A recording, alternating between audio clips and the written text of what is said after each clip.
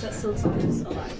Hello, everybody. Welcome back to Campaign 3, Session 2. Thank you all for tuning in last time to see the chaos that happened down in Solara.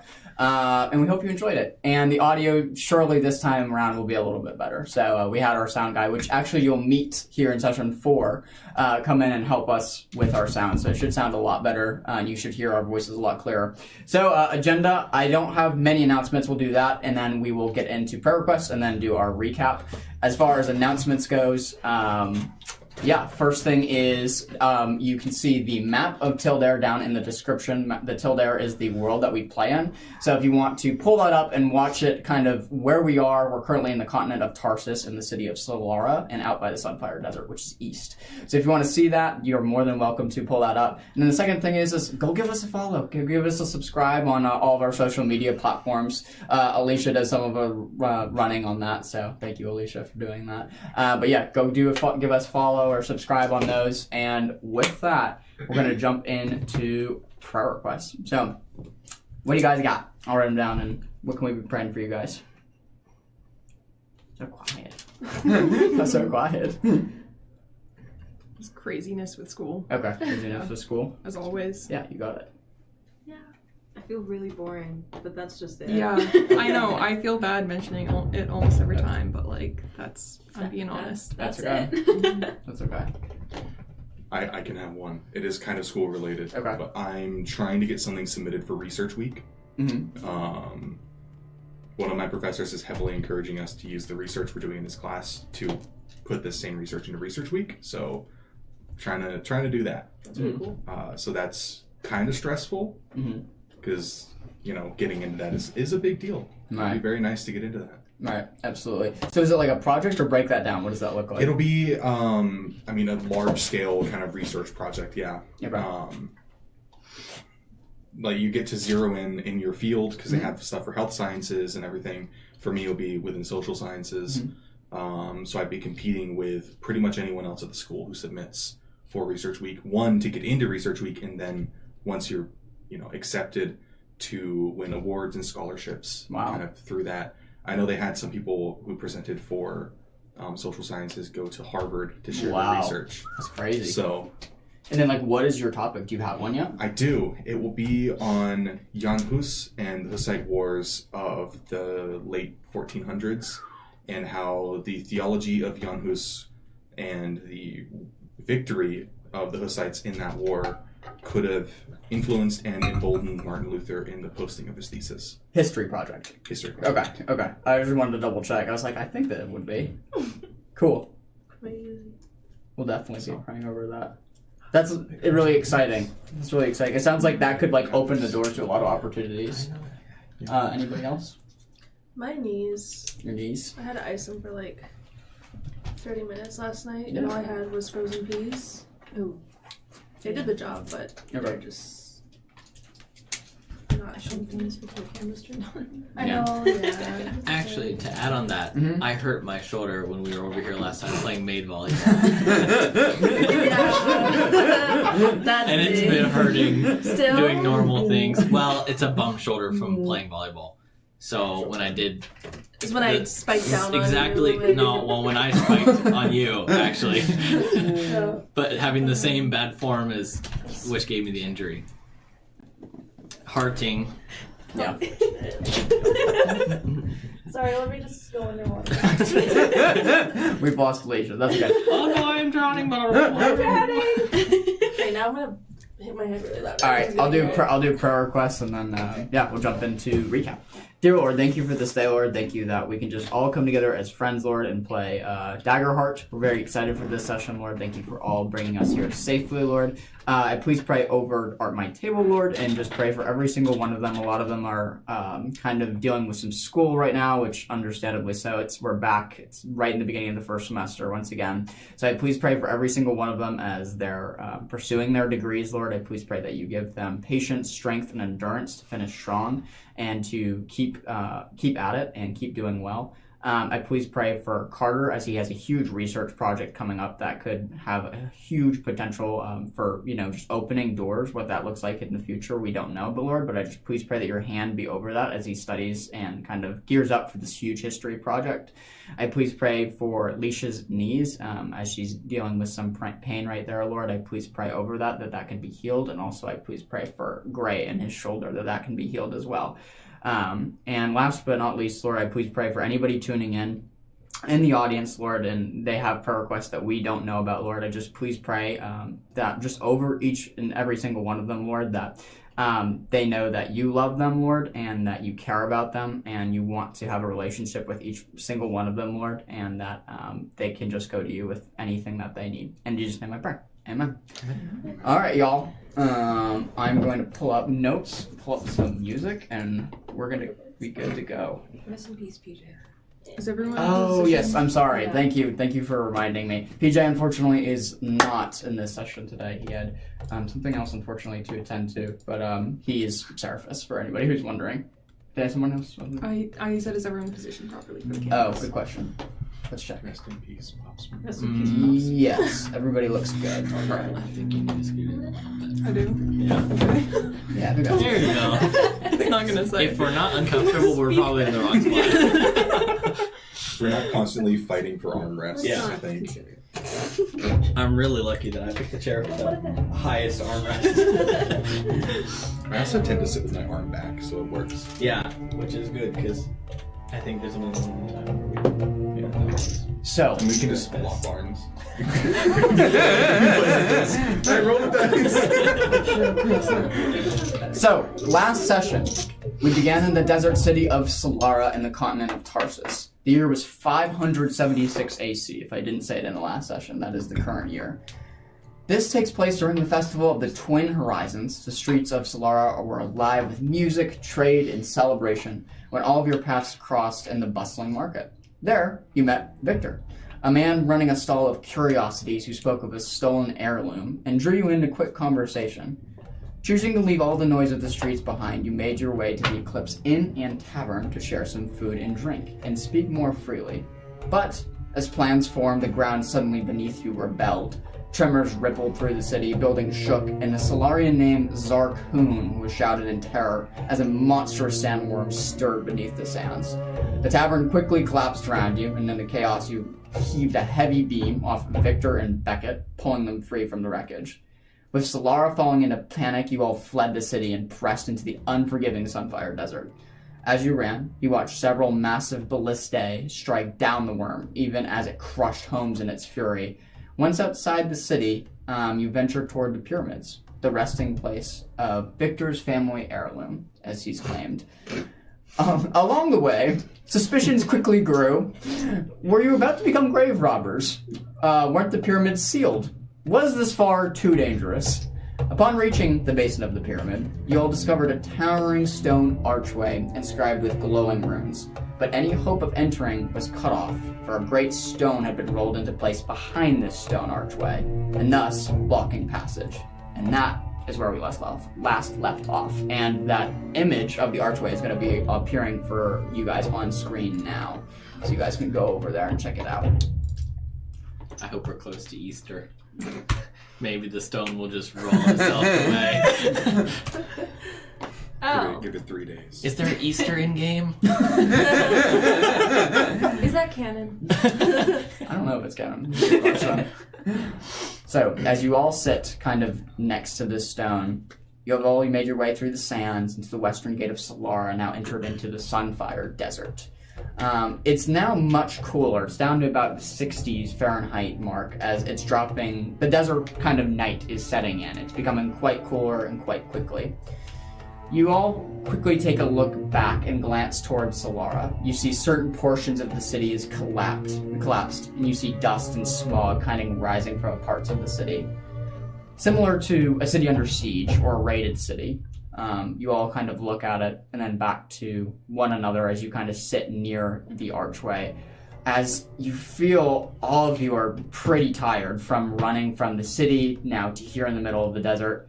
You're kind of just sitting by the archway as all of you are kind of talking amongst yourselves, getting ready for a plan to breach the pyramid. into the Tomb of Pharaohs. And in front of us, we still have archway. Yes, still have the archway. You can see the blue glowing runes kind of glowing. You notice that they're a lot brighter now that the suns have completely set, as they just naturally illuminate the sands. Also, it's nighttime. It's nighttime now, yes. It's about like 7:30, 8 o'clock. Are they magical? Magical, sensing magical ping, they are very magical. Guys, those big glowing runes, they are magical. Don't thank me all at once. Insightful. Truly insightful. I try.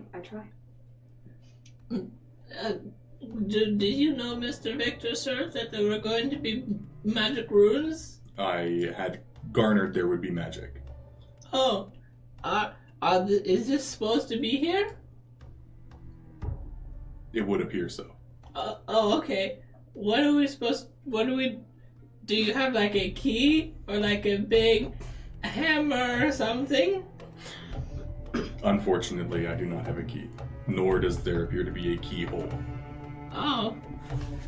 Do you think that maybe I could squeeze them to the door? You could try. Do you think this will squeeze them to the door? Looks pretty tight to me, Cram, but I mean, you could try an alternative way of getting through there. Wait, you can turn into like a deer. You turn into a bug? Yes. Mm-hmm. Uh-huh. But if I go through the doorway, what would I do? Well, on the other side, it would be dark and probably scary, and I'd be a bug, and Yeah. bugs tend to get squished. That is a good point. I didn't think about that. When you were 3, you might be able to open the door from the other side, but I think that we should maybe wait just a little bit longer before we try anything and just catch our breath and prepare first. Oh, okay.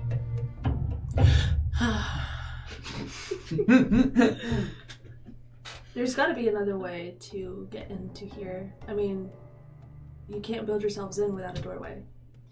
Could I do a knowledge check to see if I can read the runes? Go for it, yeah, I love that. Can I make an assist with that? Yeah, how are you assisting? Also trying to read the Sounds good.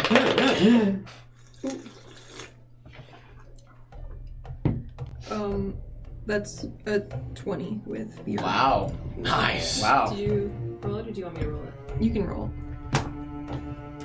3. Okay, 23 with fear. As you draw closer to the runes, you notice that the closer you get, the larger the pulse and the brighter the light emanates off of them. As you get closer, it's almost like it's drawn to your energy coming off of your body. It's very inherently magical. Trying to read what they say, they speak of a weird inscription of the life force in each person's body and how to enter the Tomb of Pharaohs, a sacrifice of life must be given to enter. So I don't know of this whole party. I don't know who else can read these runes, but there seems to be a little bit of an issue with entering this tomb that I don't remember you mentioning. It seems to say that we need a sacrifice to enter. Oh. Something about like a life essence. I take a small knife and I cut my thumb and I go press the blood against the wall. Go ahead and roll me a finesse roll for me, yeah. That's... that is a 13 with hope. 13 with hope. As you take the small drop of blood and kind of stick it against one of the runes on the left-hand side of the archway, you hear this stone thud, like it was getting ready to move, and then you can see like dust kind of fall from the doorway as it's shut. You can tell that what you did worked. It might just not be enough. I'll go up to your little hand and daintily grab your little thumb. Is your thumb okay? You have a cut on it. Yeah, it's just a little. Yeah, it's actively bleeding. I'm wrapping it up. It's okay, little thumb. It's okay. You'll be all right. Thanks. Appreciate it. Yeah. Is the bandage? Is it still on? Yeah, it's. I didn't actually tie it up. It just wrapped it around falls it. off. And Oops. It's fine. Okay. Yeah. Oh, you have blood on your clothes now. It's red. You don't. Oh. Yeah. So, what are you guys saying? So, do we need more blood? Maybe there's an animal around that we can kill. We're in a desert. He found whatever was in the dirt. You can't kill my bug. Okay, well. Speaking of that, let's go ahead and make a presence. No, a finesse roll on that. To kill my bug? No. Just for something that you're not aware of at the moment. Go ahead and make a finesse roll. I'm gonna spend 1 fear here, by the way. Oh no. Oh. Okay. It is 9 with fear. 9 with fear. Speaking of which, this conversation immediately illuminates you like, oh no, the bug. As you look down by your waist, you quickly find the vial that you have sealed it shut. There's no holes in this vial at all. And you can see a dead now SSCB as it's kind of crawled, like just kind of on its back with its like legs twitching, suffocated. Oh no! Are you okay? Wake up! I think I may have a little sacrifice for you. It's worth a shot. Can I try it? Oh yeah, okay. Here you go. Thank you. Don't As worry, you take the almond-sized bug, are you just pressing it against? There's a squish and then a gasp that comes from Graham, as if you feel like this yellow putrid juice start kind of pouring out under your hand. As you take your hand away from it, you can hear the stone begins to roll once more and then stops. You're making it move. It's just not enough to get it to fully start to roll. Ew. I go over to Victor and I start wiping my hands. He's immediately going to shove you away. You can throw things at him all day, but no. Don't mess with the ropes. I will throw something later. So, it's moving, just not enough for us to get through it. So we either need a bigger animal or 99 other of those things. What? But that would be cruel to take them and squish them all against the door. To hear them all go 99 splats. It would be so cacophonous. It's a big word for you. And they might start biting. Valentine, go ahead and roll me a instinct check. Oh no. Wow. That's great. Well, it's with hope is the good part. The bad part is that it's a 6. Oh.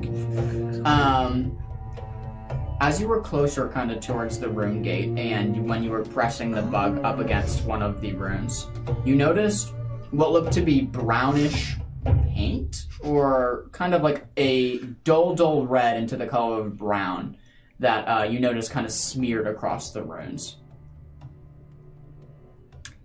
Unrelated, but we forgot to mention that we're both luck bringers, so everyone gains a hope from each of us. Hey, okay, there you go. Marty is about to get lucky. Do we also give ourselves hope, or is it just everyone else? It does say everybody. Everybody. Party. Everybody. Okay. Yep, you'll get More hope, yay! starting out with higher hope. Hopeful. Wow. You feeling lucky? I'm feeling lucky. So, Okay, so that definitely looks like blood. Can I look around other walls to see? Yeah. As you're kind of looking around and just take a few steps back away from the rune arch and just take in the sight, You quickly see that you're at the first of the two large pyramids. This is anywhere from 300 to 400 feet tall structure. And it looks like the rune gate that you've all found is the convenient entrance into the large stone structure. The archway is kind of carved with the stone blocks and the light blue light emanating off it. Kind of looking around and just kind of walking around the basin, you don't see any other entrances into this specific pyramid, as the other one is a couple miles away. They sit very close to each other. You would imagine that you're at the right location. It's just how to get the tomb open. Are there any trees or anything? As you're looking for any sort of flora, you see a tumbleweed just kind of go through the desert, as there is no sort of, like, the occasional cactus, tumbleweeds, that's it. More blood? Sorry, Graham, we're gonna have to kill some more animals. But on the arch itself, it's like, it's not yellow. That's like rusty, old blood. I don't know if bugs are gonna do it. The bug didn't move it. It did, Slightly. but what moved more, the blood or the bug? Most definitely the blood. I will just step forward and cut my. Oh no! Don't not on your hand. Just go from the upper arm. There's so many nerves here. You're gonna hurt yourself. Didn't you do yourself? Well, yeah, but that's not the palm. It's okay. I'll just heal myself in a minute. It's fine. You cut yourself, catch your hand. Go ahead and roll me a 1d6 for me. As you take out a little dagger from your bag and you make a nice large slice out of your hand. What is that? It's only a 3. Okay, you take 3 points of damage. As you make this large kind of mark across your palm, you put your hand up against one of the runes, and suddenly you see the boulder begin to quake and slowly start to move away little by little. As you're holding your hand there, you feel, you know what it feels like to get statically shocked? You feel that feeling in between where your hand is, the blood, and the stone, as there's some sort of arcane reaction going on with the blood coming out of your hand. You're trying to leave it there, but you notice the electricity current is getting stronger. As you notice it's starting to hurt more and more. What do? Do you let go? I'll wait until I feel like it's I'll wait a moment. Okay, sounds good. As you wait a moment, trying to grit through it and putting your hand there, you take 7 additional points of damage. As you get the boulder to into its final resting place, you now see the entrance completely open by Beckett. Whoa, you good? Yeah, just let me heal this really quick. Yeah. I'm gonna use Mending Touch. Sure. As you heal yourself, you are all struck by a foul stench as the massive stone grinds aside, releasing the reek of decay and buried soil as this archway has been this boulder behind the archway has moved now. Before you lies an incredibly narrow passage swallowed in total darkness. No light exists in the tunnel that you're about to walk in. So, before we walk into the incredibly scary tunnel, we should take a moment. I agree. Yeah, we can at least observe if anything's going on in there for a minute and just refresh ourselves after that quite long run we just took. I'm just gonna plop down crisscross applesauce. Yeah. As you kind of plop down, you notice that where you are, if you take a 5 feet out of this kind of little enclave of where the arch is built, there's a nice spot that has some solid ground that you could build a campfire with if you wanted to kind of stay warmer from the kind of cooler temperatures, as it's now 55. This is the lowest it's going to get usually, so if you're good with 55, you can certainly not, but there's a nice little natural patch of groundwork here that you can sit and kind of just enjoy each other's company. You would know that usually this is not the case, being that this is a very well-toured area by tourists who's coming to Solara and wanting to see the tombs, obviously not from the inside, but from the outside. So you would know that usually this is not a safe idea to do. However, being that the city is pretty much half just destroyed, you're probably safe, and you're not going to draw any people's attention, being that a lot of them are trying to recover from the massive tragedy that struck Solara. Well, there is, I encourage us to make a campfire. It's not too cold, but it'll get to you staying out here. Does this mean we catch our breath again? Yes. Yeah, Graham. Okay, I'm going to go around the small area around us and go. I'm gonna walk over. I've caught breath for everybody. What do we do now? We can just relax. You could, if you wanted, you could look for more of your bugs and make sure that they're not doing anything creepy, trying to sneak up on us or anything. Okay, I do like bugs. Okay, I'm gonna press my ear to the ground and I'm going to listen for bugs. Sure.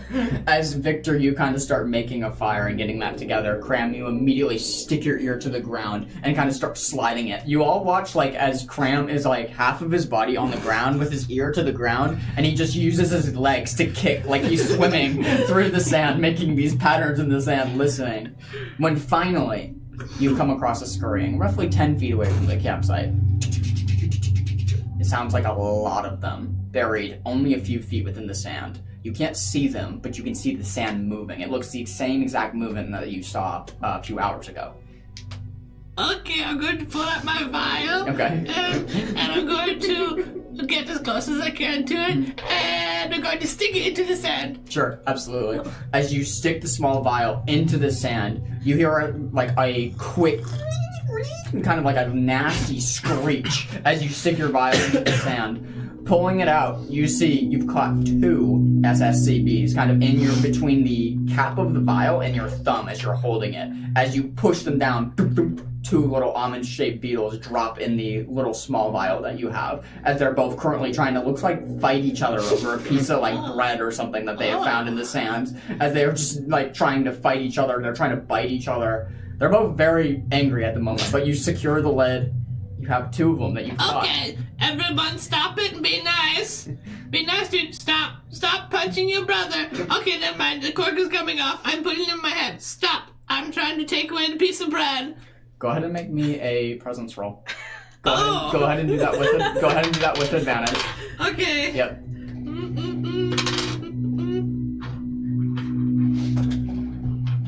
That is a 19 Wow. with hope. 19 with hope. Nice. As Victor, you finish the campfire building, and the building of the campfire, you all kind of gather around and see Cram's newfound 2 sand-shelled connector beetles in his hands that he has now taken out of the vial and started removing them, separating, and taking the crumb. You quickly notice that the beetles that are in his hands turn to him immediately as he begins to speak. You can see, as they're just about to fly away, the wings kind of lower down into their carapace, and the kind of skin kind of goes back around them, and both of them eagerly watch you as the crumb just sits in the middle of your palm, completely entranced by your words. They both just sit and listen to you. Okay, you can have the bread, but I'm going to crush it up, and it's half for you and half for you. No more fighting. And then you need to tell me where the large one is. I would like to meet her very much. As you kind of take your finger and split the 2 crumbs, into 2 crumbs, and kind of give it, you immediately watch the beetles rush over to their respective crumbs and start eating it and just chewing it as fast as they can. Okay, you're done eating now, so you can tell me what I need to know? Are you gonna try to speak to him? Yes, talk to me, please. Is this a roll or is this natural? I can't remember. It is a roll. Okay, it's going to be instinct. On a success, 12. They give me the information that I know. Okay. When I'm in a natural environment, I can spend a hope to gain a +2. Okay. Okay. It is 22 Wow. with fear. So, if with a fear, their knowledge might be limited or come at a cost. But it's a 22, so it's really high. Sure.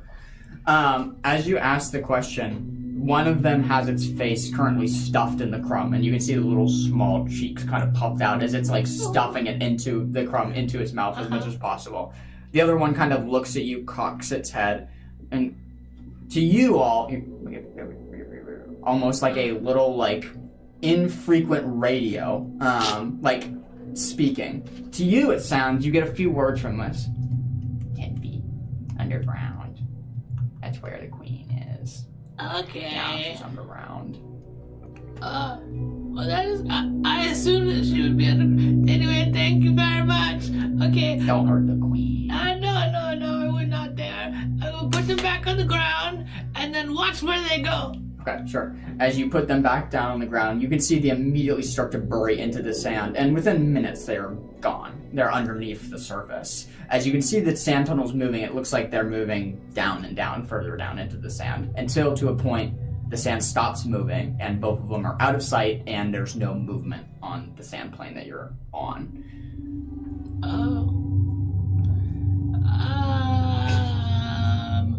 I don't know where they are anymore. This was not successful that I was hoping it would be. Okay, I'm going to put my ear to the ground one more time to see if I can hear the queen 10 feet away. Sure, go ahead and make me an instinct roll with disadvantage. In some direction. Okay, yeah, go ahead and make me an instinct roll with disadvantage. As all of you around the campfire, what are you doing? Are you just watching this scene play out? No, I'm staring at Ivy and like drawing. Posing. I just have my greatsword out and I'm just like sitting with like one knee up and my elbow resting on it, and then just my greatsword out. Her. I am watching Cram. Sure. And just like from a distance. I don't want to get too close to the beetles, but like I'm just watching to see like if he finds anything. Yeah, absolutely. Go ahead and make me an instinct roll. Yes, Victor. Okay, that's not wonderful. Is it a... That's a 6, unfortunately. Just a 6. Oh, wow, wait, that's actually bad. I have a -1 on instinct. Oh. Is that a... That is a 10 with fear. Seems like a very normal night here in the desert. Nothing sticks out of the ordinary. Seems very peaceful and very calm. You look kind of amongst your newfound party members that you've recruited for this venture. The pyramid sits there looming, but everything seems to be normal. Cram, as you have pressed your ear up against the sand, what was your roll? 5 with 5. As you press your ear against the sand, God, you don't hear any scurrying anymore. I believe I have made a mistake. Whoopsies. Okay, I'm going to slump over and walk trudgingly back towards Beckett. I lost the bugs. Oh, I'm sorry, Cram. I thought they were going to be like nice, they were my friends and lead me to the queen. But they didn't. They ran away. Oh, I'm sorry. Well, maybe next time you could, like, try to follow them or, like, bury or dig with them or ask them to bring the queen to you? Or... I could, like, be a bug with them. I didn't even think about that. That's such a good idea. Okay, I'll keep that in my mind. Alright, Graham. Also, when you do find them, are you planning to bring them all the way back to Withernot, or are you just... If they want to, Okay, just wanted to check. Is there anything else that I could do to, like, make everyone more happy and more comfortable? Because, well, I'm very cold, but it doesn't look like anyone else is very cold. Well, if you're cold, you can sit around the fire, or you could ask Victor what you can do if you want to help. Okay, is he like our leader? Not exactly, but right now he seems to know the most about what's going on. Okay, that's good, because I don't know anything about what's going on. Yeah, I'm a little bit lost too. Do you need anything? I'm alright right now. Okay. Okay. Is your hand okay? Yeah, I healed it. Okay, So it's okay. better. I was going to do that if you didn't heal it. Thank you, Graham. Okay, That's very generous. okay, I'll be right back. Mr. Victor, sir, did you need anything? Not at the moment, Graham. You should be good to relax. Oh, okay. Okay. Do I have any questions?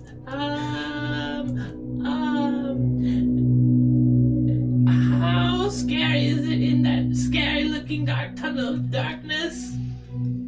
I can't say. Okay. Do you feel scared? Of course. Okay, that's good because I also feel very scared. As you should. Being scared leads to caution, and we need to have caution in there. Okay, that's good. That's good. Does anxiety help? Anxiety doesn't help. That distracts you. Oh, I'm very distracted. Okay. Well, then take a moment Okay, to rest. okay. Like sleep? You can for 10 minutes. That should be fine. Okay. Just wake me up because when it's time to go. Don't I leave will. me behind, please. We won't leave you behind. Okay. I'm going to go to the fire, and I'm going to curl up next to the fire, Yeah. and I'm on the cold sand, and I'm going to shiver my way to sleep. Or I'm going to try to. I would like to pull out like some sort of a traveling blanket or something You definitely from have like my you definitely have like a sleeping and roll. give it to Graham. Okay. That's nice. of you. Otherwise, I'm just laying on the Yeah. sand Shivering. in overall shorts and Oh, a thin yeah. linen shirt. Yeah.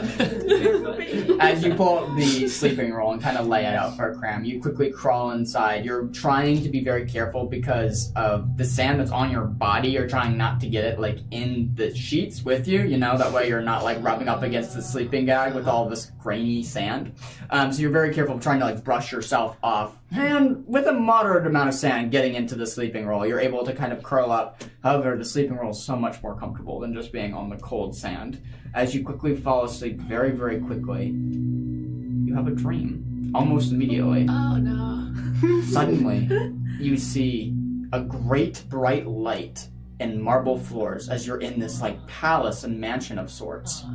And then that's when you see it. The queen sand-shelled connector beetle sitting on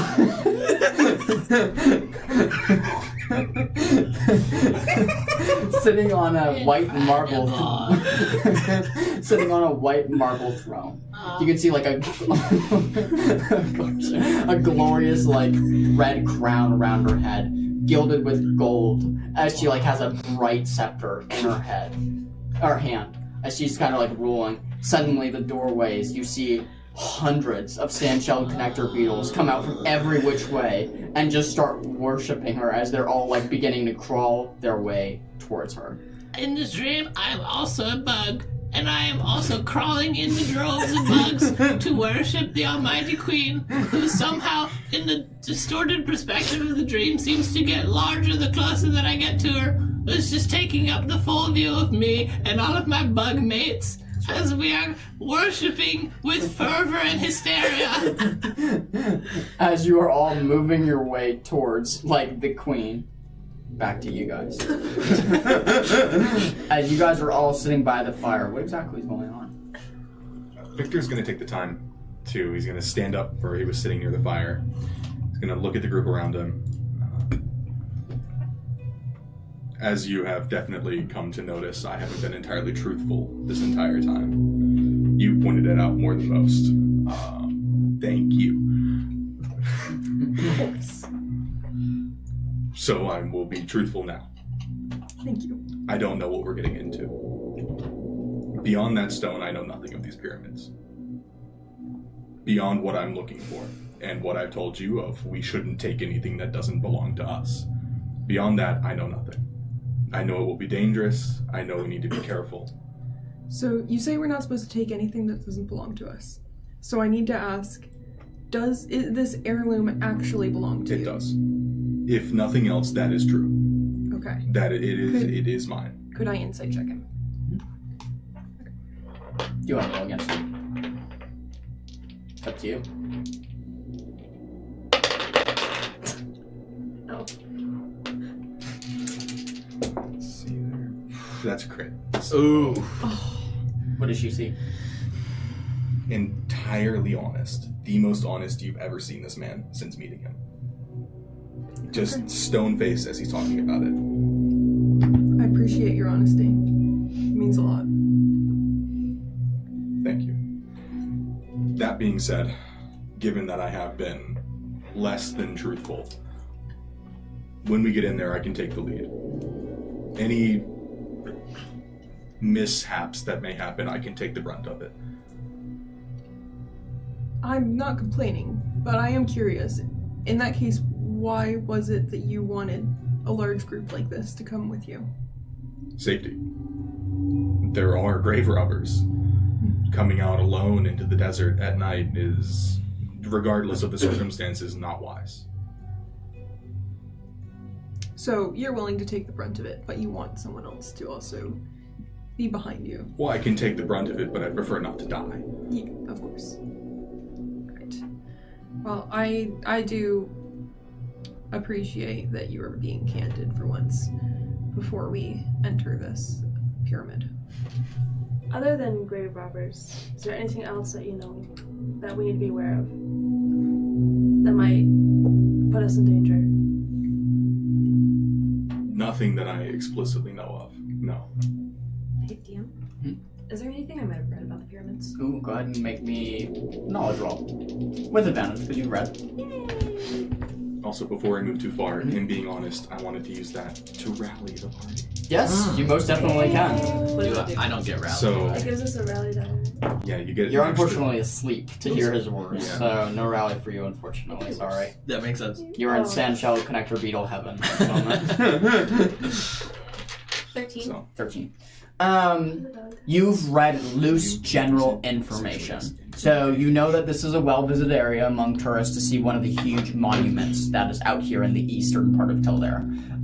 You do know that some history behind it is that all of the the line of pharaohs are buried here, dating back to probably 200 or 300 BC.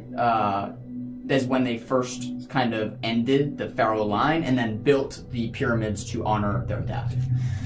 You know that they built these huge monuments so that they could bury the treasure with the pharaohs, and thus for any artifacts that they had or any history, and buried them there. That way it could be carried with them to the afterlife, was the religion that the Solarians held.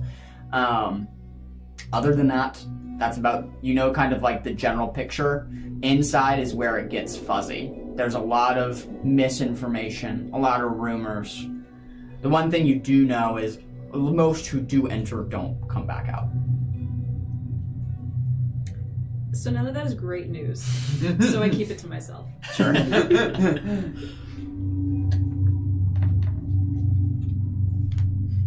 are different. Hey, what's a rally die? The rally die, you get a d6, and you can essentially use it as an advantage on everything but an attack roll. It What is attack? action roll, reaction roll, damage roll, or to clear a number of stress equal to the result, but you cannot use it on attack rolls. And that's only once? Yes, you get it once this entire session. Infinite times. That was a beautiful ad read. That was perfect. Yes! Perfect. I'm staring right at it, I'm staring. Stack! So, as you're all sitting amongst camp and kind of like taking a short rest, a breather, you all can mark a short rest. Cram. As you are in this dream of just sandshell connector beetle heaven, right as you get with the waves of beetle, like it's very close to the queen, you reach your little beetle leg out to try to touch the queen, and you can see the whole dream slowly start to dissolve and spin away as you feel yourself waking up. You quickly wake up in the sleeping bag, kind of jolting from left to right, annoyed that the dream has ended right at the best part. And my fingernails are singed because I was reaching to the light, which was the fire. Oh, that's sort of painful. And I have sand in my clothes. This is very irritating. Okay, I'll get up and hit the roll out and roll it up. I don't know where this came from, so I'm just holding it, standing, looking clueless. Sure, as you hold the bedroll, you just kind of look to the rest of the party. Are you all staying here, discussing more, heading in? What is the plan from here?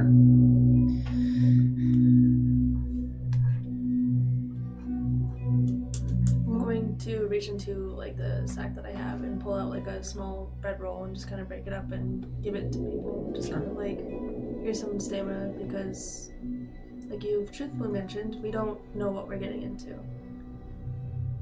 Thank you. Oh, do we get bread every time we don't know what we're getting into?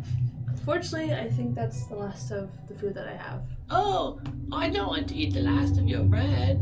Here, We'll get more. I have. Would you like some of my food? It's okay. I have a cranberry. I've never actually had one. Yeah. They're really so good. You should try it. They're pretty good. He's convinced me. You see a little dehydrated cranberry kind of in your fingers, as it probably has been dehydrated by the desert heat, as it looks like it has I hate craze. no hydration whatsoever. It is a perfectly formed craisin. I'll eat it. Break it up because I will try it. Nice. As you break it, there's like a goo that comes out of it from the heat as it kind of spills out. You can see it's like mushy as you kind of split it apart. You plop it in your mouth. The taste, you definitely tasted better cranberries, as this one's been a bit melted and you can feel a bit of like grittiness in it, as you don't know if that's sand or something else. Perhaps pocket lint in Cram's pockets. You're not really sure what it is. However, it's not soft like it should be. How does it taste? I've never had something like that before. I know, they're delicious. It was something. As it was dripping, I had it in my hands and was catching it and licking the tips of my fingers. Oh, they're so good. You have it? You sure you want me to eat it? You Oh, don't want no, it's okay. I have more. You should try it. it? I Okay. really don't want it. I'm gonna eat it. You have an extremely similar experience. The grittiness is uncanny, whether you're not able to figure out if it's sand or something else, as it's not great. Unique? Yeah, that's... Very good. Never had it anything before. like it. Never, not once in my whole life. Your bread is also very good. It tastes like normal bread. Thank you. It's probably in the same state as your cranberries, where it's a little bit crunchier. Oh, it's It okay. normally is. I'm not used to like eating bread, so I don't know the difference. Oh. Then you should enjoy this. You watch Cram take one bite and able to stuff this one bread roll and just gone into his mouth. It's a very good bread roll. It's very, very good. It's actually warm from like the desert heat. It's very, very nice. That's very good. Oh wow, that's a shame you don't have more. Oh, I'm sorry. I'm not asking you for more. I think we're friends now. We gave each other food. No, it was nice of you to give her one of your cranberries. I know. I really like those. I don't have very many. Yeah, we'll get you some when we visit the next place. Yeah. Okay. I'm going to line up behind Beckett and ready to march. Where are we going now? We gotta go into the scary pyramid over there. Oh, okay. As you say that, you all just noticed just now, kind of sitting aloof from you all at the fire, Seraphis, kind of looking out into the night sky. Kind of gets up, dusts off his clothes. I think I must leave. What? Do you want a cranberry before you go? We just got here. I'm okay. I unfortunately have some business that I must attend to. You came all this way just to leave us now? Almost died by worms and forgot about an appointment. Unfortunately, the appointment is quite sudden, and I had just found out about it myself. Is your latrine malfunctioning? No. Oh. Perhaps I can meet you in the pyramids if we all are heading in there later. Like, I will be quick. I just have to go a few miles to the east, and I can come back. Okay. Don't die in the desert, I guess. He kind of like gives a nod. You watch his cloak kind of put up over his hood, and it kind of obscures his horns that are on his head, and begins just walking like a stranger into the night. Suddenly, your friend 1 minute, and just a stranger the next. Very mysterious, kind of just walking into the desert. You watch as the further he gets, kind of the dust cloud of the sands just kind of remove his body from the skyline. He just disappears kind of into the night. What do you think of that guy? Yeah, I didn't like him. Okay, me either. Yeah, I'm with you guys. That was the most suspicious thing I think I've seen in months, and that's saying something. I thought he was great. I love that guy. I don't know what you're talking about.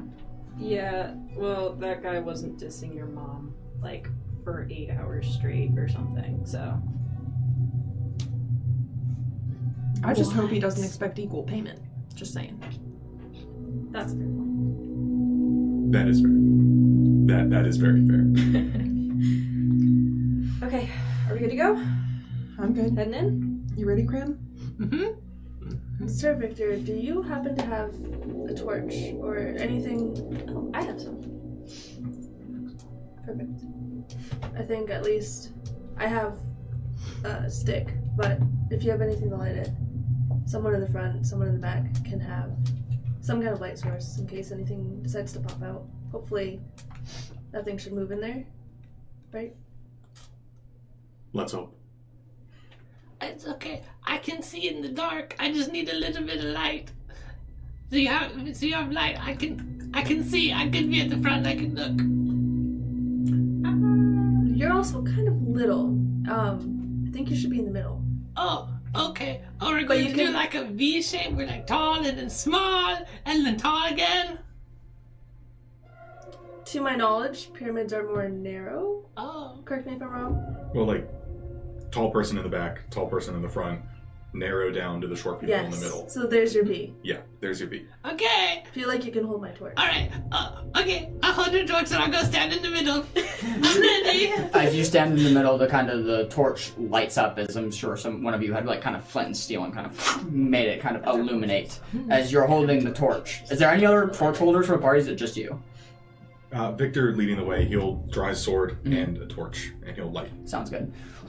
As you draw your sword and light a torch, kind of sword in right hand, torch in left hand, or right hand's dominant hand? Yeah. Okay, so you're still in sword in right hand, torch in left hand. You kind of making your way into the cryptic halls of the pyramids. Before they step in, Victor will look up at the stars for just a moment and then mumble under his breath, "May she guide us." And then he'll walk in. As you say that, looking up into the stars, your feet make your first step into the threshold of the Tomb of Pharaohs, where immediately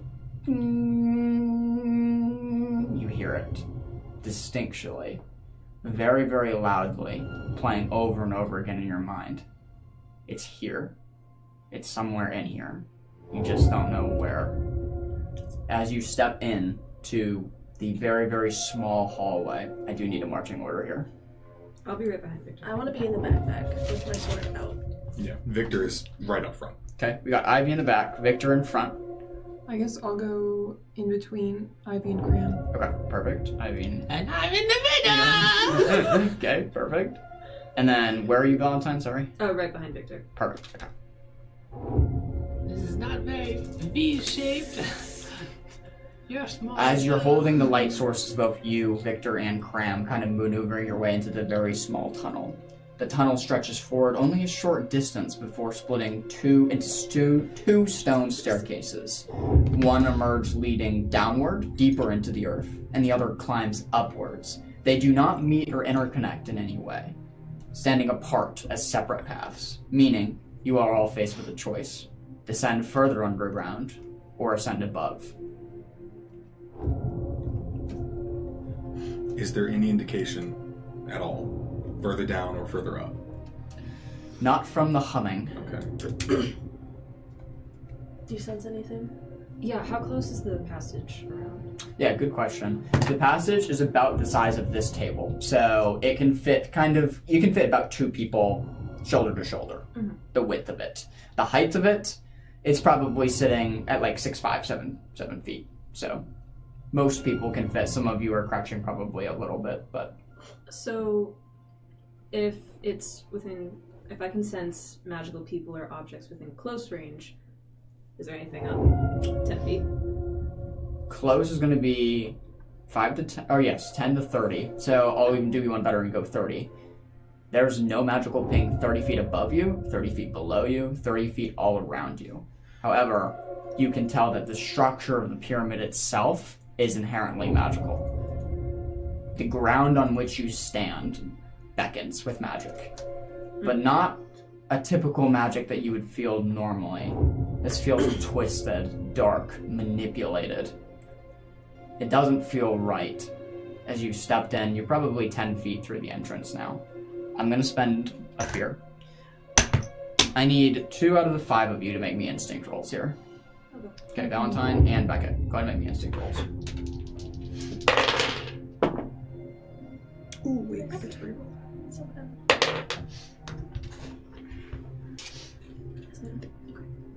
So 19 with fear. 19 with fear. 20 with fear. 20 with fear. Nice. Get all my fear back. As you guys stop 10 feet in and listen, just all around you, you hear scurrying upwards, like pattering, like rats or some other creature scurrying, little small things. Could be a number of things, but it both does draw your attention that noise is coming from upwards, up the stairs. There's something above us. Kind of skittering. Maybe a rat or... I don't know what kind of creatures are in the desert other than big bugs, but... I don't like the sound of skittering. No. No. Do you hear it? Not quite.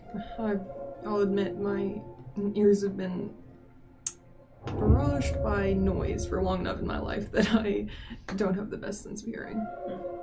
Skittering as in big creature, small creature. Something relatively small, hopefully. Small creature. So nothing of our concern. For now. Small creatures are more terrifying than most people seem to admit. If it's a bug, there are just saying, the amount of poisonous bugs that this little guy over here has introduced me to is absolutely terrifying.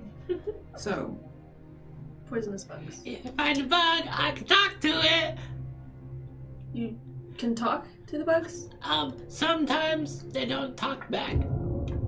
But yeah, if you see a bug, I probably haven't seen it before, I would love to get acquainted.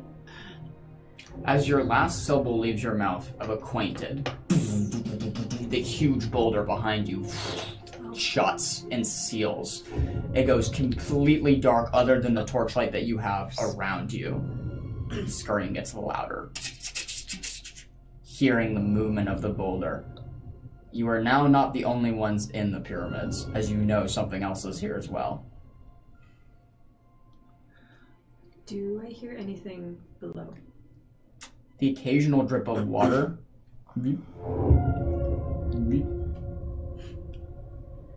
I feel like we're gonna have to go up. I'm okay with that. We should just move. I'm feeling very, enclosed. Victor, do you know another way out other than the door behind us? Personally, I would like to know that that we have an exit strategy. I didn't know the way in. Oh, that's reassuring. He's gonna go up. Okay, you start I follow. walking up the stone stairs leading upwards, getting higher and higher, kind of in elevation. Should we be stealthy? Or do we not care? When is being cautious ever the bad thing to do? Like, I just suggest that we Victor's just walking. Yeah. He's just walking. I'm in full armor, so it's kind of hard for me to be quiet. Oh, we have a full map. Oh, no. That's really cool. As you all ascend the staircase, you suddenly see carved into the stone a full map of this place. It's been carved in here long ages ago. It looks like it's very rough in its carving as someone has carved it into the wall. Valentine and Victor, you would probably guess that this was probably a survivor who had wandered in here trying to hopelessly find their way out. And probably never did. That's great. Just for reference, it looks like you guys are, here is the split off, it looks like you guys are right around this threshold right there. It was sweet of them to label everything. What are those things going out to the sides there? Could those maybe be exits? Airways? Yeah, probably airways. I don't know why something meant for housing dead people would need airways, but... Wasn't it back in the day they thought these people would come back to life? And so they decorated these places, made them comfy for when they did come back to life. Places for the spirits to exit. I heard about that. Something like that. I need to look into that sometime. That sounds fascinating. Well, you're in the perfect place for it. Well, I don't know if the people around here are necessarily able to talk to me about it.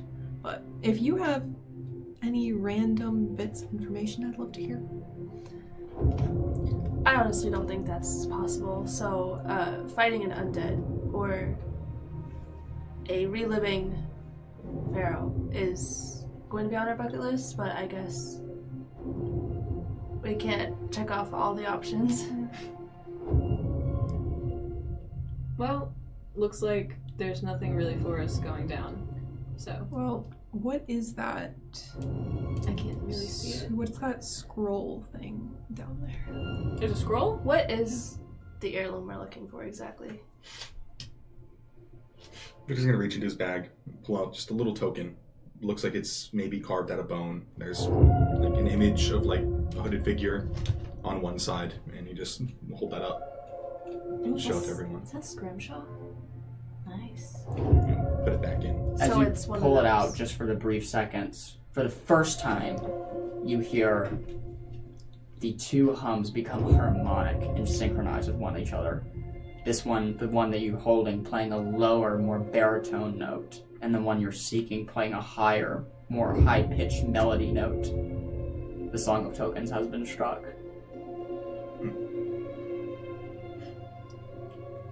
Care to explain? Well, I don't think anyone else is hearing this. Just you are hearing the humming, Oh, really? but everybody is everybody is seeing the coin that you just kind of slipped in your hand and then into your pocket. Well, if there is a scroll down there, I kind of want to see that. Yeah. If we have a second. Victor's marching. He's going. He's continuing up. Yeah, as you march upwards, you're suddenly stopped as you see things moving in front of you. Small little creatures scurrying left to right. As you kind of move your torchlight in, you see what looks to be a wave of scarabs kind of scurrying on the stairway, kind of going from left to right, intersecting with one another. There's no maneuvering past them unless you get them to move. There's just a sea of them kind of scurrying around the stone staircase. You can feel your skin begin to crawl with little, like they're about this big each, all of them having massive jaws. Think sand shell connector beetle, but these are the size of like this big each one. As they're scurrying around the staircases, as you hold your torchlight up, you see a good portion of them stop and stare at you.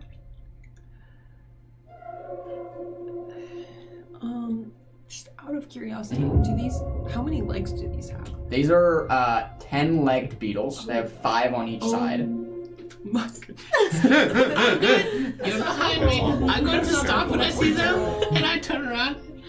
Beckett, you should probably go downstairs to check out that scroll. There are lots of legs this way. I can hear them.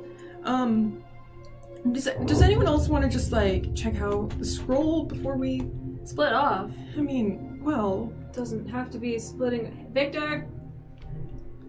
As you call out, they immediately scurry towards you. A movement, just listening towards the noise. And as your voice tapers off and echoes, they follow the echo, listening eagerly, trying to figure out where the sound is going. You can see, like an ocean tide, it coming towards you, and then as it echo and trails off down the upward tunnel, they start going towards the noise. I would like to prepare Wild Flame. Hearing this.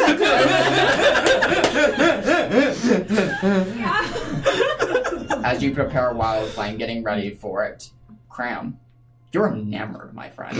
As you have found not sandshell connector beetles, but a long-lost sector of desert scarabs, all seemingly having their home on this stone staircase. You can see them moving in and out of the walls as it looks like there's holes and cracks in the walls. I'm just loving every minute of this as you're watching what looks to be a good 1,000 of them all intersect, moving across. Yeah. Here, can you hold this torch? Mm-hmm. Okay, I'm going to crawl over to the beetles, and the closest one, try to talk to it. Okay. Don't get too close, Cram. No, okay. Not all beetles Are you nice. crawling towards it? Yeah. Okay. But I'm also half goblin halfling and half halfling goblin, so my movement is naturally silent. It is naturally silent. However, these beetles are accustomed to sound, so what I'm going to do is contest your roll. Okay. So you're going to go ahead and roll in finesse roll to try to hide and move sneakily up to one, and I'm going to roll for the beetles.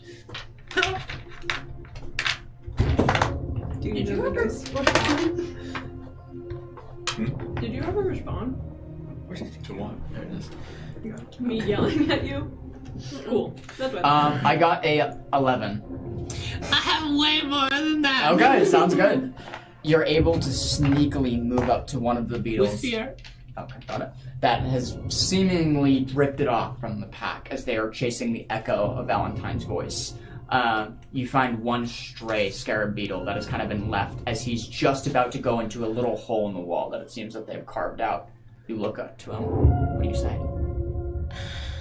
Hi. He turns around, cocks his head, the kind of jaws open and close, Oh. and then he waits for a response. Tick clack. As you mimic his movements, he then gives another jaw. Oh my goodness, this is so interesting.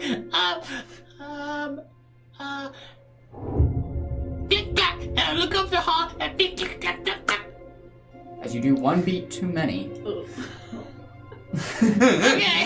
As you do just one beat too many, you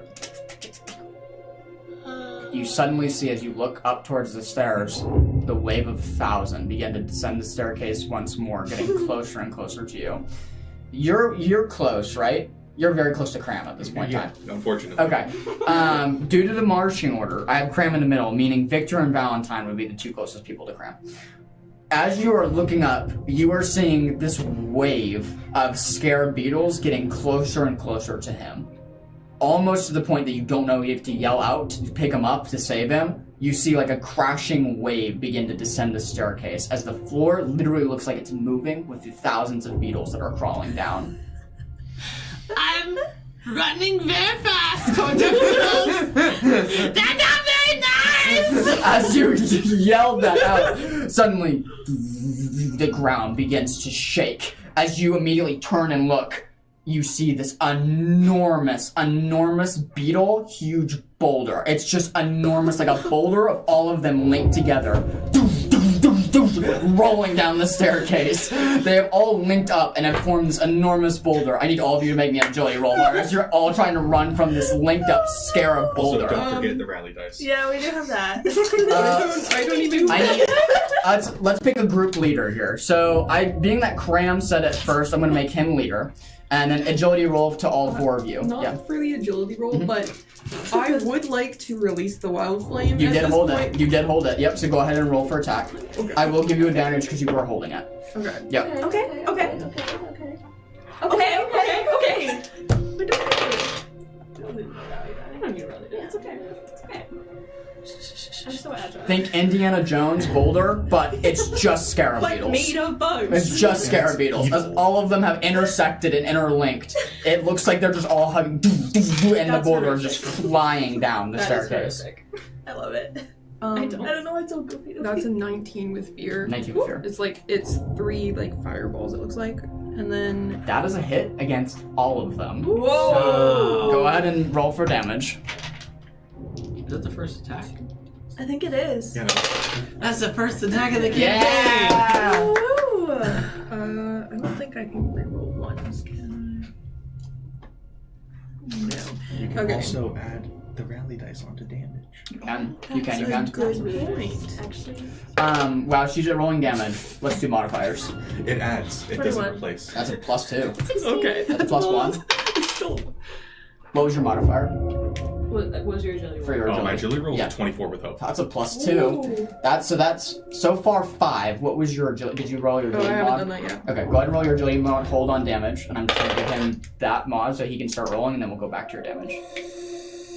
Oh my gosh. So far, you're sitting at +5 for your group agility. Wow, great.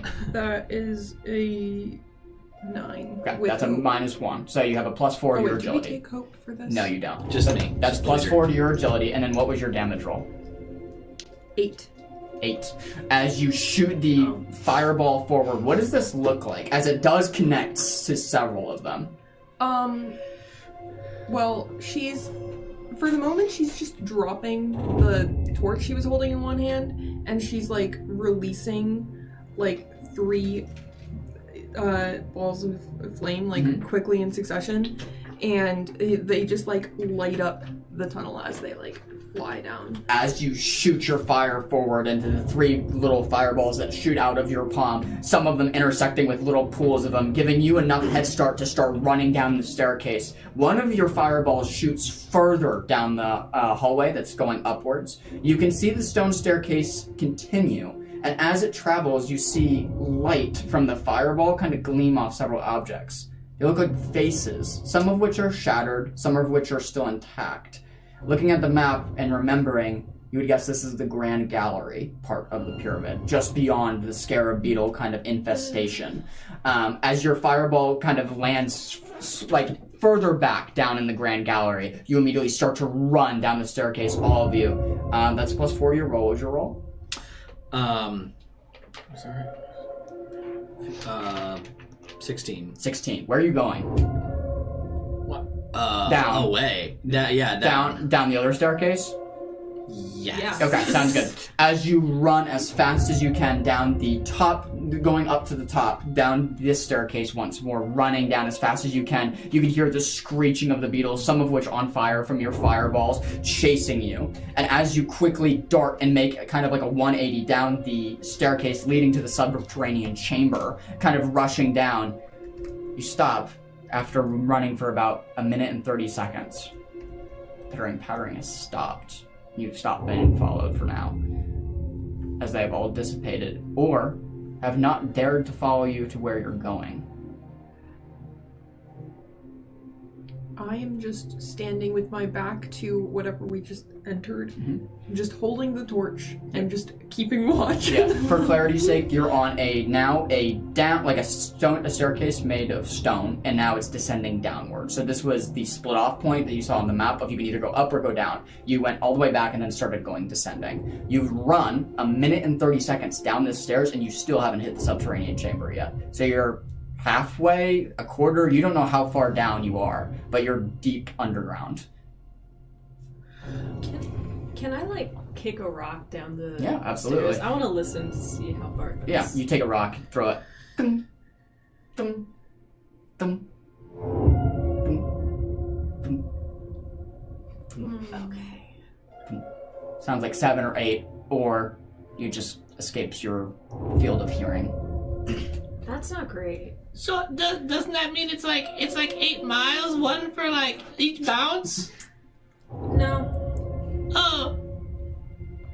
Oh, okay. How far is it?